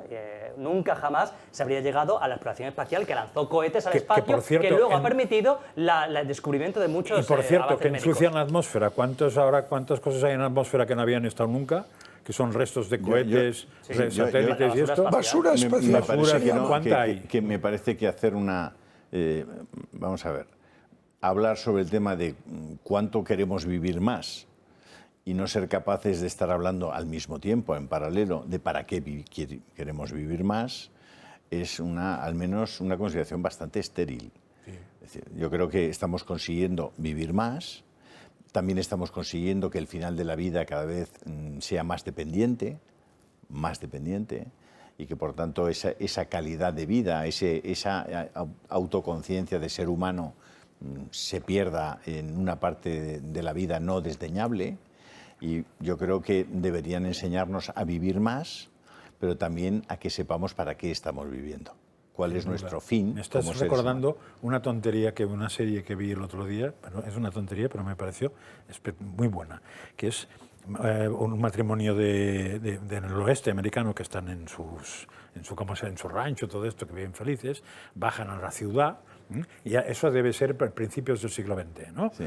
Y entonces a la señora ya le empiezan a enseñar que hay electricidad, que en los pueblos no había, y que además de la electricidad hay lavadoras, y hay neveras y todo, y lo van explicando. Y entonces en un momento dado el señor le intenta convencer de que lo que hay que hacer es electrificar su finca, poner ese tipo de cosas y tal, no sé qué. Y dice, hombre, hasta ahora trabajamos para nosotros, pero si compramos todo eso tendremos que trabajar para ellos. Eso está muy bien visto. Me parece que es muy claro. Está muy bien visto. Qué difícil es, perdóname el cambio de tercio, pero qué difícil es encontrar en televisión. Te pones frente a la tele con una plataforma o con varias. Tengo 3 series espectacularmente buenas. La imposibilidad de encontrar una serie donde no vayan matando gente de forma sistemática. Te estás adelantando a los temas ya, ¿Sí? ¿eh? Bueno, ya, bueno, sí. Pues no quiero adelantarme. Le has cogido gusto al hecho de empezar a desmontar el tema, que siempre además va a contar Ana Agulló en sus crónicas de manicomio, que se incorpora ya en unos minutos aquí. Es que nos quejamos de que los niños sean violentos, de que los jóvenes y tal. Y es que, joder, si quieres opinar de esto, te tienes que quedar unos minutos más, que sé que te tienes que ir. Sangre por todas partes. Bueno, y los videojuegos. Y las series 1:15, zombies. Julio. Los zombies, el diablo. Es una cosa. Perdón. ¿Te tienes que ir? Sí, me tengo que ir. ¿Pero te llevas el reloj? Ay, bueno. Porque Oye, ya lo saben nuestros espectadores, como tuvieron tanto éxito los relojes del Toro Televisión, pues hemos lanzado más. ¿Otra serie? Ese de señora es una el de preciosidad. señora es el más bonito. ¿Otra serie? Sí, Otra pero quedan Siempre el de pero señores muy es más corta, bonito, muy poquitos. Y el de hombre... No tienen el reloj de no binario. El de hombre... El de no binario. Si quieres el de hombre, te lo pones. Si quieres el de mujer, también. Porque a mí, de hecho, el de hombre también me gusta. Maquinaria, si hay alguna mujer que le guste, ¿también se le ve la maquinaria? No, en estos no se le... Estos son los manuales. Y luego están los automáticos, que son los que se puede ver la maquinaria, tanto desde son una pasada desde el punto de vista de la calidad. Manual quiere decir con pilas. Yo tengo la muñeca muy fina, igual de mujer me queda mejor. Sí. Vale. No, en serio, es que tengo la muñeca muy fina. Pues el de mujer es como si fuera de hombre, o sea que no. A mí lo que más me gusta de estos relojes es que tengan la correa de goma, porque muchas veces, no sé si os habrá pasado, que compras un un reloj de piel y el cuero, pues al paso de un año se acaba gastando. Y más en los hombres que lleváis traje. Pues, y el metálico pellizca. Y el metálico pellizca y los pelitos hacen daño. Pues por eso la mejor correa, la de goma. Y además ahora que se acerca el verano son sumergibles, así que no hay ningún problema si lo quieren llevar a la playa o a la piscina. No hace falta ni quitárselo. ¿Y la ducha también? Donde quieras. Si son sumergibles a 100 metros, pues no creo que este fin de semana sí que tendremos a Djokovic y Alcaraz, ¿eh? Ojo, eso sí que va a valer la pena, ¿eh? Ese partido sí que va a valer la pena. Si quieren hacerse con estos relojes, tienen que hacerlo a través del Club de Amigos. Lo mismo que para apuntarse al Valle, enviando un correo electrónico a club@eltorotv.eu o llamando a ese número de teléfono que ven en pantalla, 91 616 24 64. Llamen cuanto antes para hacerse su reloj y cuando empiece a venir el buen tiempo ya lo tienen preparado para estrenarlo. 91 616 24 64. Bueno, vamos con más asuntos. Les vamos a mostrar el último informe que ha publicado Cáritas, que habla de la pobreza, sobre todo enfocado al tema de la vivienda. La economía sigue siendo un lastre para los españoles. Cada vez más familias tienen problemas para poder llegar a fin de mes. Sin embargo, la visión de nuestro presidente al respecto es muy distinta. Bueno, ¿esto quiere decir que la economía española va bien? No. Esto quiere decir que la economía española va como una moto. Una moto, pero sin ruedas, querrá decir. La realidad es otra muy distinta. Cáritas ha presentado su informe anual y las cifras entristecen. El número de familias vulnerables atendidas por ellos aumentó un 20% durante 2022, hasta las 120.000 personas solo en la capital. Cáritas Madrid dedicó 41.610.000 euros el año pasado en ayudas. De todo ello, 7 millones van destinados en gran parte, el 65%, a ayudas monetarias para gastos de vivienda y suministros, y un 25% en otras necesidades básicas. Pero la economía va como una moto, según Pedro Sánchez, y vemos cómo Cáritas invierte gran parte de su dinero en ayudar a las familias con el incremento de los alquileres, que son prácticamente inaccesibles. La solución para muchos, habitaciones compartidas, habitaciones alquiladas. El objetivo prioritario de Cáritas es dar respuesta a las necesidades básicas y urgentes y también ofrecer apoyo estructural para poder garantizar la autonomía de las familias y que nadie se quede atrás. Y saludamos ya a nuestra mesa a Ana Gullo con sus crónicas de manicomio. Buenas tardes, Ana, que ya estaba Julio intentando desmontarte uno de tus temas. Lo he visto. Ese además lo tenemos para el segundo, porque tenemos que hablar primero del aumento de violencia o de casos de violencia en Francia, sobre todo en aquellos espacios públicos, que ha llevado al gobierno a lanzar una campaña. Una campaña que ha consistido en repartir unos 5 millones de folletos sobre la seguridad de las mujeres en el espacio público. Esta campaña lo que hace no solo es concienciar a las mujeres, sino también que aquellas que sufren estos acosos, incluidos también aquellos testigos que los perciban, pues lo denuncien. Pero ha generado bastantes críticas, porque mientras el gobierno se ha gastado ese dinero en lanzar folletos informativos, las mujeres se han visto obligadas a usar otros métodos. Unos métodos, diría yo, un poco trogloditas, porque han tenido que ponerse camisas holgadas encima de su ropa para evitar este tipo de comentarios. Y lo han publicado a través de TikTok y otras redes sociales en el que animan a otras usuarias para que eviten esas situaciones que sean incómodas, ponerse esta indumentaria. Yo no sé, pero vamos a ver. En Francia, por ejemplo, tienen un caso en el que 1 de cada 2 mujeres ha sufrido un acto de violencia sexual, que en el último año han incrementado un 32%, sobre todo en el metro y en los transportes y en aquellos espacios públicos. La medida del gobierno es informativa, mientras que las usuarias se tienen que directamente poner camisas encima de la ropa, sobre todo de cara a esta época estival que van con menos ropa. Seguro que no tiene nada que ver con el aumento exponencial de población que no come jamón, ¿verdad? Seguro que no tiene nada que ver. Ya la próxima que se pongan un burka. Directamente. A mí esta medida me recuerda mucho a otra medida que creo que ha aprobado Lula en Brasil. No sé si lo habéis tratado aquí, de que el gobierno va a financiar las operaciones estéticas a los niños para que no sufran bullying. Es lo mismo, en lugar de educar, no de educar, sino de perseguir las acciones, pues en este caso contra las mujeres, de acoso, etcétera, o en el caso de los colegios, los acosadores del bullying, pues se busca lo contrario, o sea, que las mujeres vayan tapadas para no provocar o que los niños le pongan las orejas bien para que no se rían de ello. Esta es la sociedad a la que vamos. El fenómeno se denomina, sobre todo en TikTok, Subway Shirt, o sea, la camisa del metro. Tiene 14 millones de visitas y no solo se hace en Francia, sino también empezó hace unos meses ya en Nueva York. En el metro de Nueva York, por lo visto, empezó ahí, se cogió esta tendencia y ahora también en Francia y en otros países lo vemos más creciente el uso. Pero es que es tal cual, o sea, al final aquí parece que la culpa la tiene la mujer. Por cómo vistas, te van a atacar. Y estamos todo el rato... De todas formas, también te digo, yo no veo esas actitudes en ningún sitio. Yo creo que es algo más para meter miedo a las mujeres y para decir que hay un patriarcado que va acosando a la gente y por eso que va acosando a las mujeres y por eso está medida, los datos, pero yo no. Los datos, según el último informe, por ejemplo, del Alto Consejo de Igualdad de Francia, los datos que han incrementado. Sí, pero lo que habrá que ver también es quiénes son los responsables. Sí, eso sí. En España, yo creo que hay dos cosas aquí. Una cosa que hayan aumentado por el caso, también evidentemente por la creciente población que no come jamón.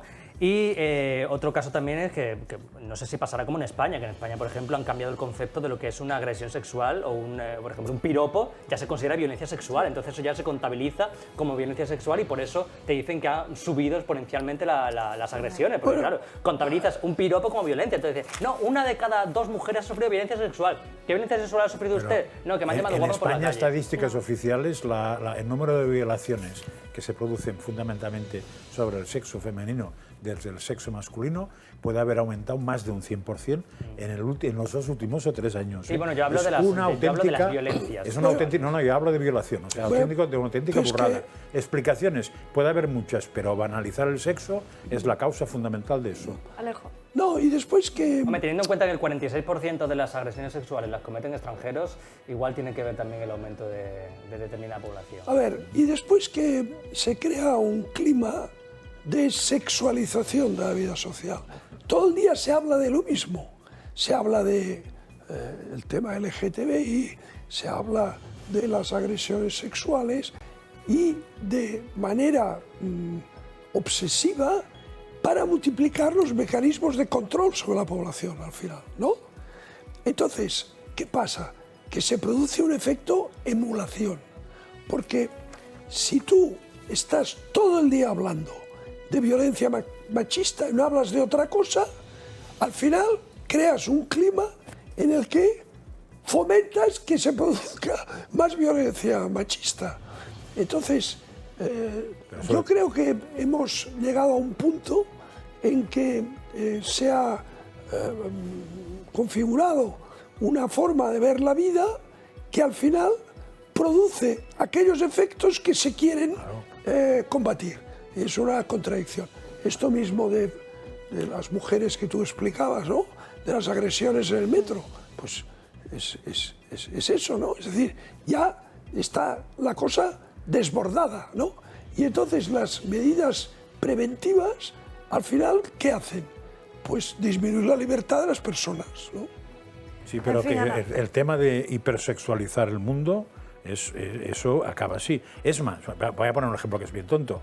Ahora mismo te encuentras, vamos a buscar una chica o un chico de 15 o pongamos 18 años, por aquello de la edad tal, que sea virgen y vamos, le hacen un monumento, ¿no? Bueno, perdona, hace poco leí una noticia que me produjo... Bajarlo a 10 años, eso. Escalofríos. En un colegio de Valencia, en una clase de segundo de la ESO, que tienen 13 años, ¿no? Sí. Más o menos. Sí, 13, El profesor trajo a clase como práctica la lectura de un cómic. Lo contamos precisamente aquí, ese caso que recordarán nuestros espectadores del cómic de Mallorca. Que era sobre un amor lésbico con los dibujos explícitos. Sí, de un adulto, pero eso de una ya no es que sea adulta pornográfico, con una es que niña. eso fomenta la pedrastia. Claro. Porque estábamos hablando de una relación entre una menor de 15 años ¿En qué cabeza cabe que eso se haga en un colegio con niños de 13 años? Pero si se hace en las calles. O sea, este profesor tendría que estar en la cárcel. Ahora que llega el orgullo drogadicto, como yo lo llamo, que vamos a ver a decenas y decenas de personas desnudas por la calle, incluso muchas manteniendo sexo, delante de niños. O sea, niños viendo un espectáculo bochornoso, que es el orgullo LGTBI, o como coño se llame, y eso Pues, lo ven niños, pues o sea, que no tendría que estar permitido. Entonces, con esta civilización, ¿quién pretende que no haya violaciones? Sí. Vamos con la otra noticia que nos trae hoy Agullo La desde gente el decente, manicomio. la gente de bien. Tenemos que hablar de Es Corea del impretendible. Sur porque están totalmente conmocionados con la siguiente historia que les voy a contar. Una mujer, una joven de 23 años, ha asesinado brutalmente a sangre fría a otra mujer que no conocía de nada y además lo ha hecho simplemente por curiosidad, para saber qué sentía. Esta mujer, según su entorno, estaba obsesionada con los libros y también las series de True Crime, que para quienes no lo sepan, son aquellas historias reales que versan sobre crímenes reales. Y lo que ha hecho esta mujer es, para orquestar toda esta situación, hizo pasar primero por la madre de una niña, para ponerse en contacto con una profesora y que le diera unas clases de tutoría. Después se hizo pasar por esta niña y acudió a casa de la profesora. Una vez allí, le asistió a puñaladas hasta que acabó con su vida. Después de matarla, salió de casa, compró unas bolsas de basura, lejía, la descuartizó y la metió en una maleta. ¿Y sabe cómo la pillaron? Porque se metió en un taxi para tirar esa maleta ensangrentada de cerca de un río que está en Yangsang, que pueden verlo en pantalla, está justo en esa zona de Corea del Sur, donde, claro, el taxista al dejarla llamó directamente a la policía porque dice, vamos a ver, esto no puede ser algo normal, si esta mujer acaba de tirar una maleta ensangrentada al río es porque tiene que haber algo más. Y la pudieron pillar por eso, pero es totalmente atroz porque ha dejado a todos los detectives del caso atónitos al ver que no tenía ningún tipo de relación ni conexión, que no la conocía de nada. O sea, cuando suelen hacer este tipo de crímenes, sobre todo tan pasionales, siempre hay una relación, algún vínculo, algo. No, ella, además, el poco arrepentimiento que ha mostrado es que le da pena por la familia de esta mujer y ya está. Es una auténtica locura, pero lo que sí parece es que conecta al final con todos los asesinos, por así decirlo, que aparecen en estos documentales. Y hoy en día, si te metes en una de estas plataformas, no es que te encuentres un caso, es que te encuentras hasta 3 documentales, 4 o 5 sobre el mismo caso, y todos los documentales versan al final de asesinatos y historias reales de secuestro. Sí, yo, probablemente, como no soy muy aficionado a ver ese tipo de cosas, no soy capaz de coordinar una cosa con otra. Lo que sí recuerdo es que esta mujer se ha quedado muy lejos de lo que sería Stalin o Hitler, ¿eh? O sea, que tampoco nos penséis. Será muy salvaje, pero hay gente que ha superado eso con millones de casos, ¿eh? Y no ahora. O sea que malos bichos ha habido. Nos podíamos remontar a algún hombre de ha sido por el motivo y por la edad tan joven de, o sea, 23 años que lleve, o sea, sin ningún tipo de Stalin vínculo. era más mayor. Claro, sí. Y luego sobre todo porque cómo lo hizo, ¿no? El final lo que ella hace es llevarse el móvil, todo lo de la víctima, para que parezca una desaparición. No, o sea, ya lo hace todo eso parece maquinado. imitación perfecta a algún tipo de algo que yo no he visto, pero no sé si un juego, una película o una serie. Sí, pero por desgracia ocurre mucho, lo de que matar para ver qué se siente. Yo, por desgracia, lo he escuchado más de una vez. Y no por gente que vea documentales, es gente que está zumbada, que necesita saber lo que se siente matando y pues se cargan a alguien. Sí que no, pero no cabe duda que el tratamiento por parte de los grandes medios de comunicación o en las redes de determinados comportamientos aberrantes, al final los fomenta. Hombre, claro. Porque se produce lo que se llama el efecto emulación. Es decir, si tú presentas a los adolescentes el sexo como algo banal, como algo trivial, como algo que no tiene la menor importancia, y eso lo absorben todo el día de los medios, de las redes, bueno, incluso los colegios, porque el tipo de educación que les damos, impuesta por la izquierda, es la banalización del sexo. Entonces, pues claro, no nos extrañemos que después pasen las cosas que... Claro, porque ese nivel cansa, hay que pasar a un nivel siguiente. Yo no estoy a favor siguiente. de que la ficción sea la culpable de esto. Yo creo que más tiene que ver con la educación en los colegios, Todo con ayuda. con el adoctrinamiento, pero la Sí, pero que ficción... todo ayuda. De hecho, además dicen que en la educación, sobre todo infantil, sí que está relacionada, hay varios estudios sobre el tema. Esa sobreexposición, o a lo mejor cuando eres muy pequeño, esa exposición a actos de violencia, sí te condiciona. De hecho, los comportamientos que te puede provocar son problemas de comportamiento, psicológicos y físicos, fracaso escolar, uso de alcohol y sustancias, actos delincuentes y criminalidad en la adultez. Y Otro informe del año 2002, parece que se nos queda un poco viejo, pero fue muy bueno porque lo hicieron en el Departamento de Estado de Estados Unidos con los servicios secretos. Hicieron una evaluación de unos 37 incidentes de tiroteos en escuelas en Estados Unidos, desde 1974 hasta el año 2000, y vieron que en más de la mitad de los casos eran niños predispuestos a ver todo tipo de documentales, series y libros con mucha violencia. Hombre, es que al final, si desde que tienes 6 años estás viendo todo el día en la televisión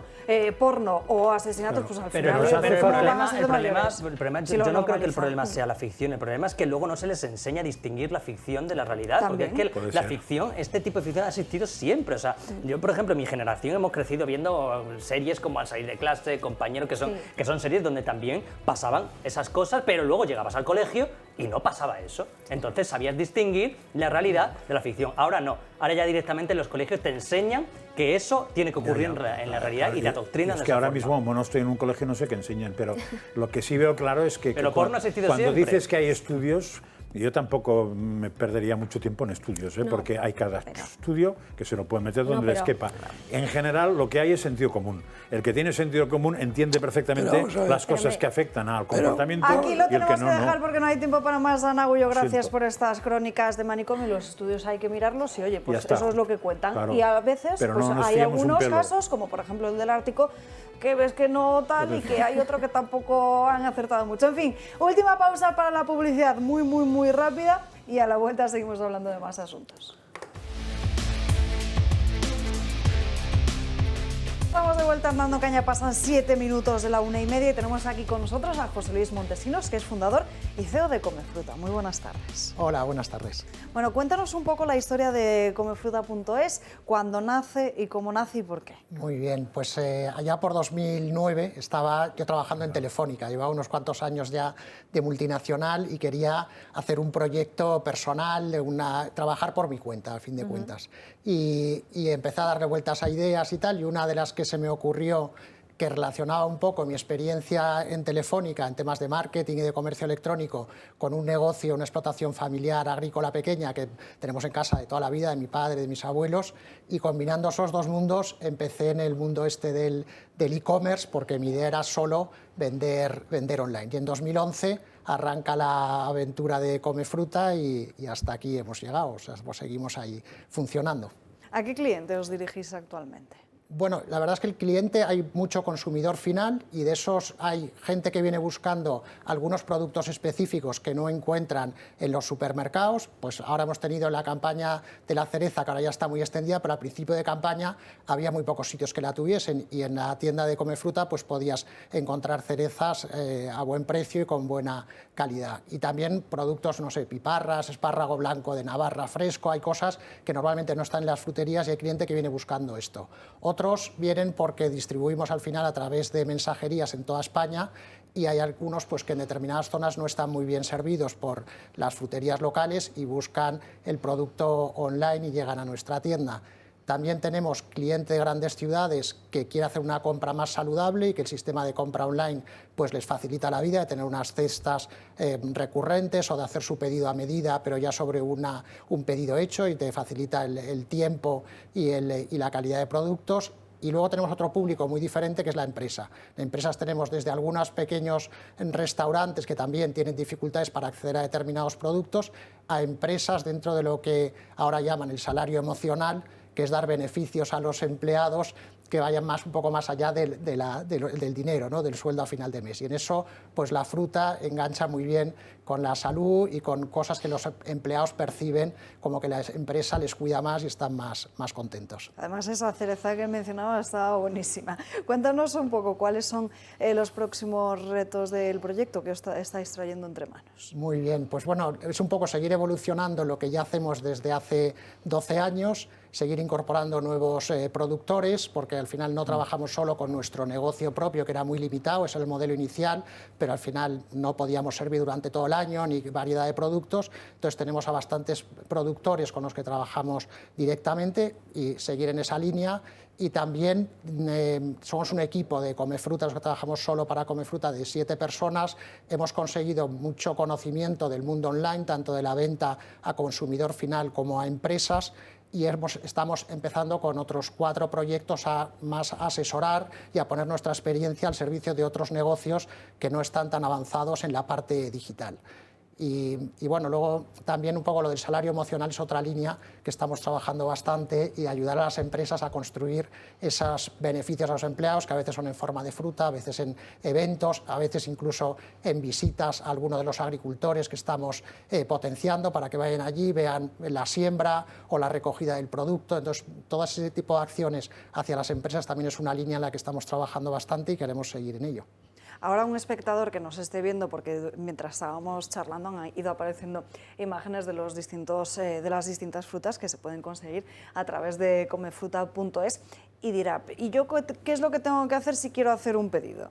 Entonces no sé si nos lo puedes explicar para que los espectadores tengan una breve idea. Bueno, es muy fácil para los que están en la compra online. La verdad es que nuestro público, como en general es gente, más bien no son los más jóvenes, porque los más jóvenes consumen en general poca fruta, el público mayor a veces no tiene tanta experiencia de compra en Amazon o en otras tiendas online, y no es tan fácil, ¿no? Pero intentamos que sea lo más fácil posible, entrar en comefruta.es. En la primera página ya se empiezan a ver algunos productos, y luego pues tienes casi todas las modalidades de compra que tienes en una frutería: comprar por kilos, comprar por unidades, por cajas. Incorporas los productos que quieras, le das a finalizar la compra, y ahí pones tu dirección y datos de entrega y el método de pago, que puedes pagar por tarjeta de crédito, por PayPal, por transferencia, y con eso te da una fecha de entrega, o puedes seleccionar también la fecha de entrega si prefieres otra, y recibes ese día el pedido que has hecho.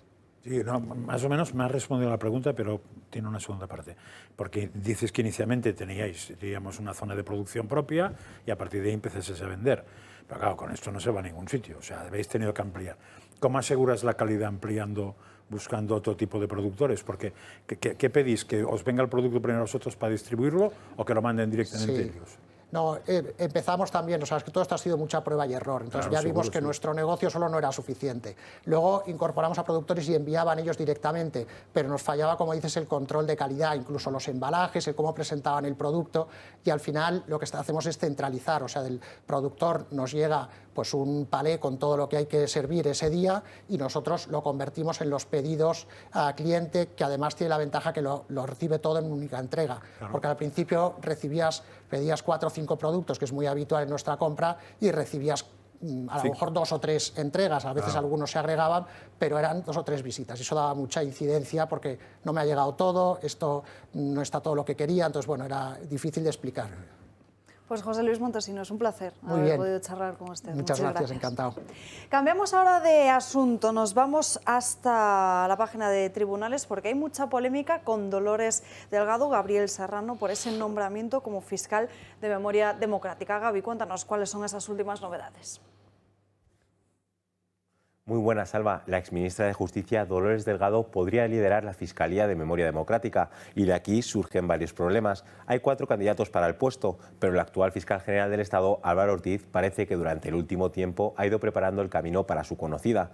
Se va a celebrar de manera extraordinaria un consejo fiscal para ver quién asume el puesto. Dolores Delgado fue fiscal general del Estado previamente, es pareja de Baltasar Garzón, actual abogado especialista en derechos humanos. Por lo tanto, podría haber un conflicto de intereses, ya que la posición está relacionada con funciones que también desempeña Garzón, y ya han ido a conferencias juntos sobre temas que podría controlar desde su nueva posición. Pero el fiscal general ve con buenos ojos que ella asuma el cargo. Varios vocales del órgano pidieron a Álvaro Ortiz que desconvocara este pleno, que surgió a raíz del adelanto de las elecciones, y fuentes del Ministerio Público advierten que si el fiscal no se abstiene en la votación, podría estar cometiendo una infracción, y así lo recoge el Estatuto Orgánico del Ministerio Fiscal. Es una falta grave la inobservancia del deber de abstención a sabiendas de que concurre alguna de las causas legalmente previstas. Si esto ocurriese, Alba, para el infractor habría una suspensión, el traslado forzoso o la separación. Es una decisión que se espera que no ocurra y se actúe de forma correcta, algo que se presupone, pero hoy en día nunca se sabe. Gracias, Gaby. Isaac. ¿Pero qué hace exactamente un fiscal de memoria democrática? Es lo que quiero saber. Pues supongo que de la misma manera que se inventaron el fiscal anticorrupción para machacarte con la corrupción, para aplicar la ley. Para perseguir quien incumpla la ley de memoria democrática. Todo una fiscal con la máxima categoría dentro de la carrera fiscal y de sueldo, para perseguir aquellos delitos relacionados con la ley de memoria específicos democrática. de la ley de memoria democrática. Entonces, bueno, es algo pues insólito, ¿no? Y desde luego el conflicto de intereses con su compañero Garzón es clarísimo, ¿no? Exacto. Bueno, conflicto entre ellos no tendrá ninguno. No, digo el conflicto de intereses ya. en la medida que ella Digo, llevará para temas explicarlo. que también lleva el bufete de Garzón. Claro, con lo cual es perfecto. Será confluencia. Entonces hay un conflicto de intereses clarísimo. Yo creo que la carrera de esta mujer en el campo de su profesión fiscal ha sido un continuo escándalo, ¿no? Es decir, vamos a ver, ¿tú cómo puedes nombrar fiscal general del Estado a alguien que hace 2 días era tu ministro de Justicia? O sea, eso es, en ningún país democráticamente saludable, eso sería aceptable, ¿no? Claro, y las cintas de Villarejo son previas a ser ministra. Las cintas con Villarejo, Previas. donde ella explica que a compañeros suyos de la Audiencia Nacional o de tal han estado con niñas pequeñitas en Colombia. Y que llamaba maricón a Marlaska, por cierto. Bueno, sí, pero eso es pecata minuta comparado con que el otro le explica que lo que funciona en el tema industrial es las trampas sexuales para tener a la gente y todo eso. No sé si era ministra, fiscal general del Estado o reina del éxito mambo. asegurado. Sí, por eso, no sé exactamente en aquel momento qué era. Es una Claro, eso persona devalúa bastante el oficio. Es una persona con una trayectoria Una moral un poco personal laxa. muy turbia y, por supuesto, incompatible con la independencia que ha de tener un fiscal, ¿no?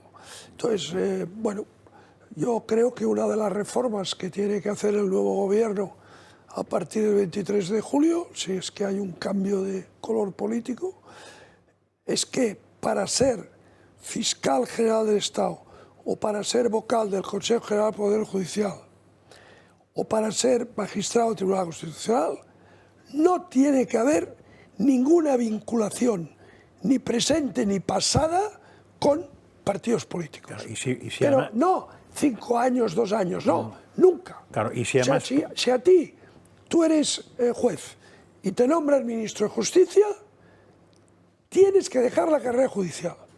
Ya está. y no volver después. Ya veréis que Marlaska vuelve a la carrera judicial. No, seguro, pero además... Eso lo tenemos No, garantizado. pero si lo quieres... A ver, si todas estas cuestiones son muy fáciles de resolver. Mira, ¿Y están resueltas en algún país? Claro. O sea solo hay que preguntar. Basta que para ocupar alguno de estos puestos haya una serie de condiciones perfectamente tasadas por ley, antigüedad, méritos, tal, pero todo tasado por ley. Y segundo, que se prohíba que una persona que ha tenido vinculaciones políticas partidistas ocupe un puesto de este tipo. Ya está, ya qué fácil es. Entonces, cuando a un juez le ofrecen ser ministro de Justicia o ser ministro de Interior, dice, de acuerdo, yo tomo esa decisión, pero ya sé que de dejar de ser juez. Se me ha acabado la carrera. Se ha acabado la historia. Por cierto, no sé si habéis visto la última decisión controvertida del Tribunal Constitucional que avala las diferentes formas de jurar la Constitución. Vi que lo iban a hacer, pero no sé qué. A la hora pues de ahora tomar se acaban de lucir y de constitucional lo tienen... acaban de validar porque era referente a 29 diputados que juraron añadiendo al sí juro, al sí prometo diversas variedades, como Junqueras, que dijo desde el compromiso republicano como preso político y por imperativo legal, o los de Junts que dijeron lealtad al mandato democrático del 1 de octubre. Pues el Tribunal Constitucional responde, es un recurso de amparo que había presentado el Partido Popular y avala esa... Pero eso quiere decir que se carga una sentencia anterior, que fue cuando, no sé si se llamaban HB o HJ o HV en aquel momento, habían... Entonces es muy interesante saber, y se lo voy a preguntar, si algún día yo fuera diputado y voto o juro por la puta madre del Tribunal Constitucional y porque le den por el saco, ¿qué pasará? ¿También será legítimo? Bueno, vamos a ver, ¿tú recuerdas cuando en la época de la transición, donde en el Parlamento había gente seria y de nivel? Hubo una época, sí. Hubo una época, Félix Pons, presidente del Congreso, se levanta un bildu de tarra de esos, de arriba tras una, y dice que jura, bueno, no sé qué, el pueblo vasco y tal. Y no coló. No tomó posesión. Claro, pues no tomó posesión del escaño. Pues eso. Porque el presidente del Congreso dijo, esta fórmula no vale. Y hubo una sentencia del Tribunal Constitucional diciendo que si no... que Partido Popular y Vox no presentaran más recursos, porque al final este Constitucional, dominado en su totalidad por los deseos del gobierno de Pedro Sánchez... Pues sí, pero con esa todo... sentencia se acaba de ver una cosa muy interesante, que es que no escandaliza nada que el tribunal hoy diga A y mañana cuando cambie diga B. Porque en eso acaba de ser... Porque son tribunales políticos. Pero, sí, pero el sentido común de un tribunal constitucional, si no ha cambiado la Constitución, es que no puedas modificar una sentencia anterior. Porque son políticos. Ya, pero me da igual, porque son. Pero ahora se acaba de demostrar que ya no pasa nada. Pueden decir lo que quieran, porque cuando venga el siguiente puede decir lo contrario y quedarse tan ancho. Cosa que no tiene ningún sentido. Bueno, pero eso ¿sabes cómo se arregla? Eso se arregla cambiando el reglamento del Congreso. El reglamento del Congreso. El Congreso es autónomo para cambiar su reglamento. Pero creo que ya pone el Congreso lo que tienes que votar, ¿eh? No. Lo que tienes que jurar, ¿eh? No, pero el reglamento del Congreso dice lo que tienes que decir, pero no dice que cualquier adición ajena a la fórmula tal... No dice lo que no deberías decir. Sí, pero es que ni lo que tienes que decir dijeron. Andalucía, lío con Juanma Moreno Bonilla, que le ha dado el pero premio ni lo que tienes a una que decir familia dijeron. con 15 hijos y todo el mundo se la ha echado encima. Marín Vallejo, ¿qué ha pasado? Así es, Salva. El Gobierno de la Junta de Andalucía siempre ha querido demostrar que era un férreo defensor de las familias, también de las familias numerosas, y un hecho que ha querido volver a demostrar durante la tercera edición de los premios Familias Andaluzas. Y es que la Junta este año ha premiado a una familia de Granada con 15 hijos, porque según ellos, según han asegurado, son un gran exponente de esa defensa de la familia en la que cree y por la que apuesta el Gobierno andaluz. Una familia numerosa que, tal y como ellos mismos han podido explicar, han sido capaces de sortear varios problemas y dificultades durante su día a día. Sin embargo, no todos han festejado este premio, porque las redes sociales se han llenado de mensajes en contra de esta decisión del Ejecutivo de Juanma Moreno. Muchos tachan este premio como rancio y otros aseguran que estamos volviendo incluso a los años 40. Algunos aseguran, sin conocer a esta familia, que pertenecen al Opus Dei, que son familia de Escrivá de Balaguer. Unos ataques de esta decisión de la Junta de Andalucía que lo único que hacen es que los defensores de la familia la defiendan todavía más. Gracias, Marín. No sé qué es lo que qué es esperaba. la obsesión. Me parece muy interesante que se premie a la familia que tenga más hijos. Un premio de la familia, ¿quién prueba que se lo dieran? ¿A un transnominario con un perrito? Toda la vida, cuando una familia es numerosa, que el momento en que el número de hijos que la hace numerosa, eso puede variar, ¿no? Entonces, cuando yo era joven me acuerdo que eran 7, ¿no? 7 hijos. A partir de 7 hijos o más, familia numerosa. Y a las familias numerosas se les daba un reconocimiento, un premio material. Y se les daban ventajas en muchas cosas, por ejemplo, en la escolarización, en el transporte público, en muchas cosas. En lo que dependía del gobierno. Y a mí me parece beneficios fiscales. Y a mí me parece magnífico, porque tenemos un problema muy serio de natalidad y aparte, en términos morales y cívicos, que una familia sea numerosa quiere decir que esos padres son gente generosa, que cree en la vida y que se ven capaces de tirar adelante a esa prole, ¿no? Entonces, yo no le veo más que aspectos positivos.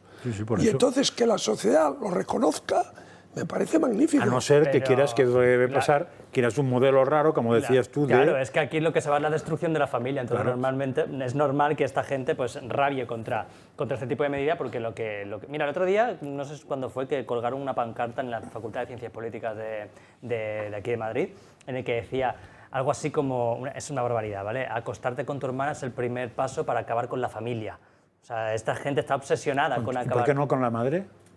No lo sé. Oye, pues, Ismael, creo que pueden mejorar. Pero esto es aberrante. Claro, pero es que esta gente de ahí viene el adoctrinamiento y la difusión de la ideología de género. Lo que se busca es eso, que la gente no tenga hijos, que la gente tenga perrijos, el humanizar a los animales y que al final, pues eso, que vayamos a una población envejecida sin niños y sin futuro, porque al final es lo que, pero hay. Si en vez de con la madre, con la hermana, es con el perro, venga, y te cuento. Vamos a seguir en Andalucía, pero cambiamos de asunto. hablamos de ese boicot a la fresa. Publica esta mañana en Libre Mercado cómo la vicepresidente de Transición Ecológica, Teresa Ribera, difundió un argumentario interno para defender la acusación alemana contra la fresa española.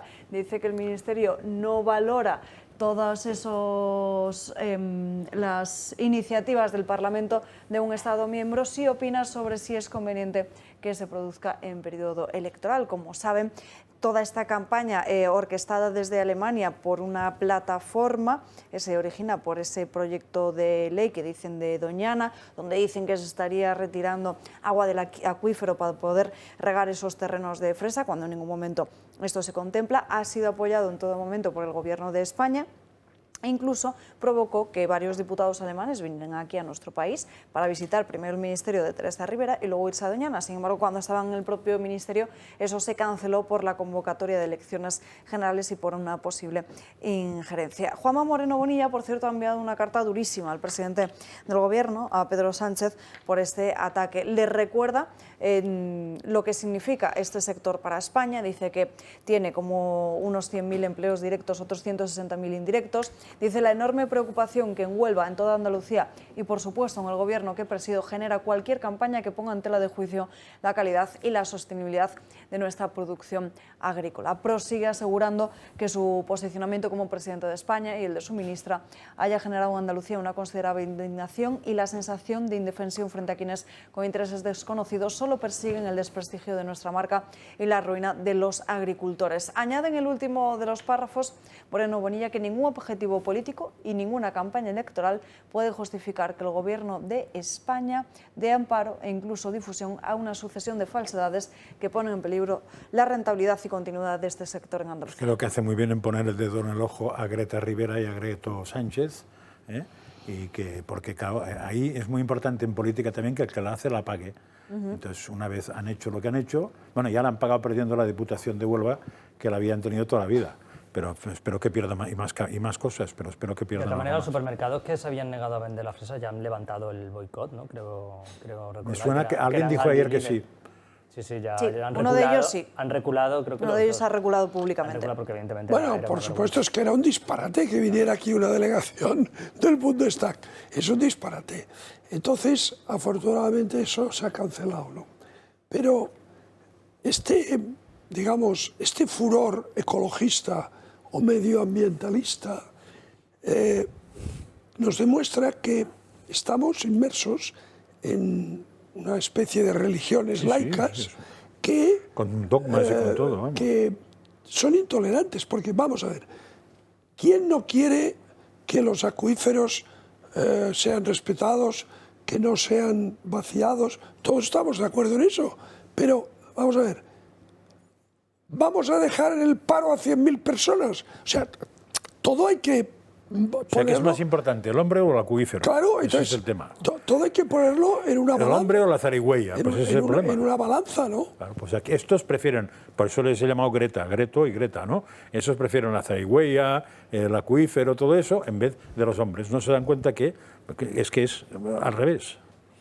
Lo importante es el hombre. Sí, es igual que los montes, cuando quieren cuidarlos, al final lo único que provocan es el descuido. Bueno, esa es otra, esa es otra, que cuando tú interfieres un equilibrio que lleva no sé cuántos siglos funcionando o adaptándose o evolucionando, metes la pata seguro. Sí. Que esa es la otra.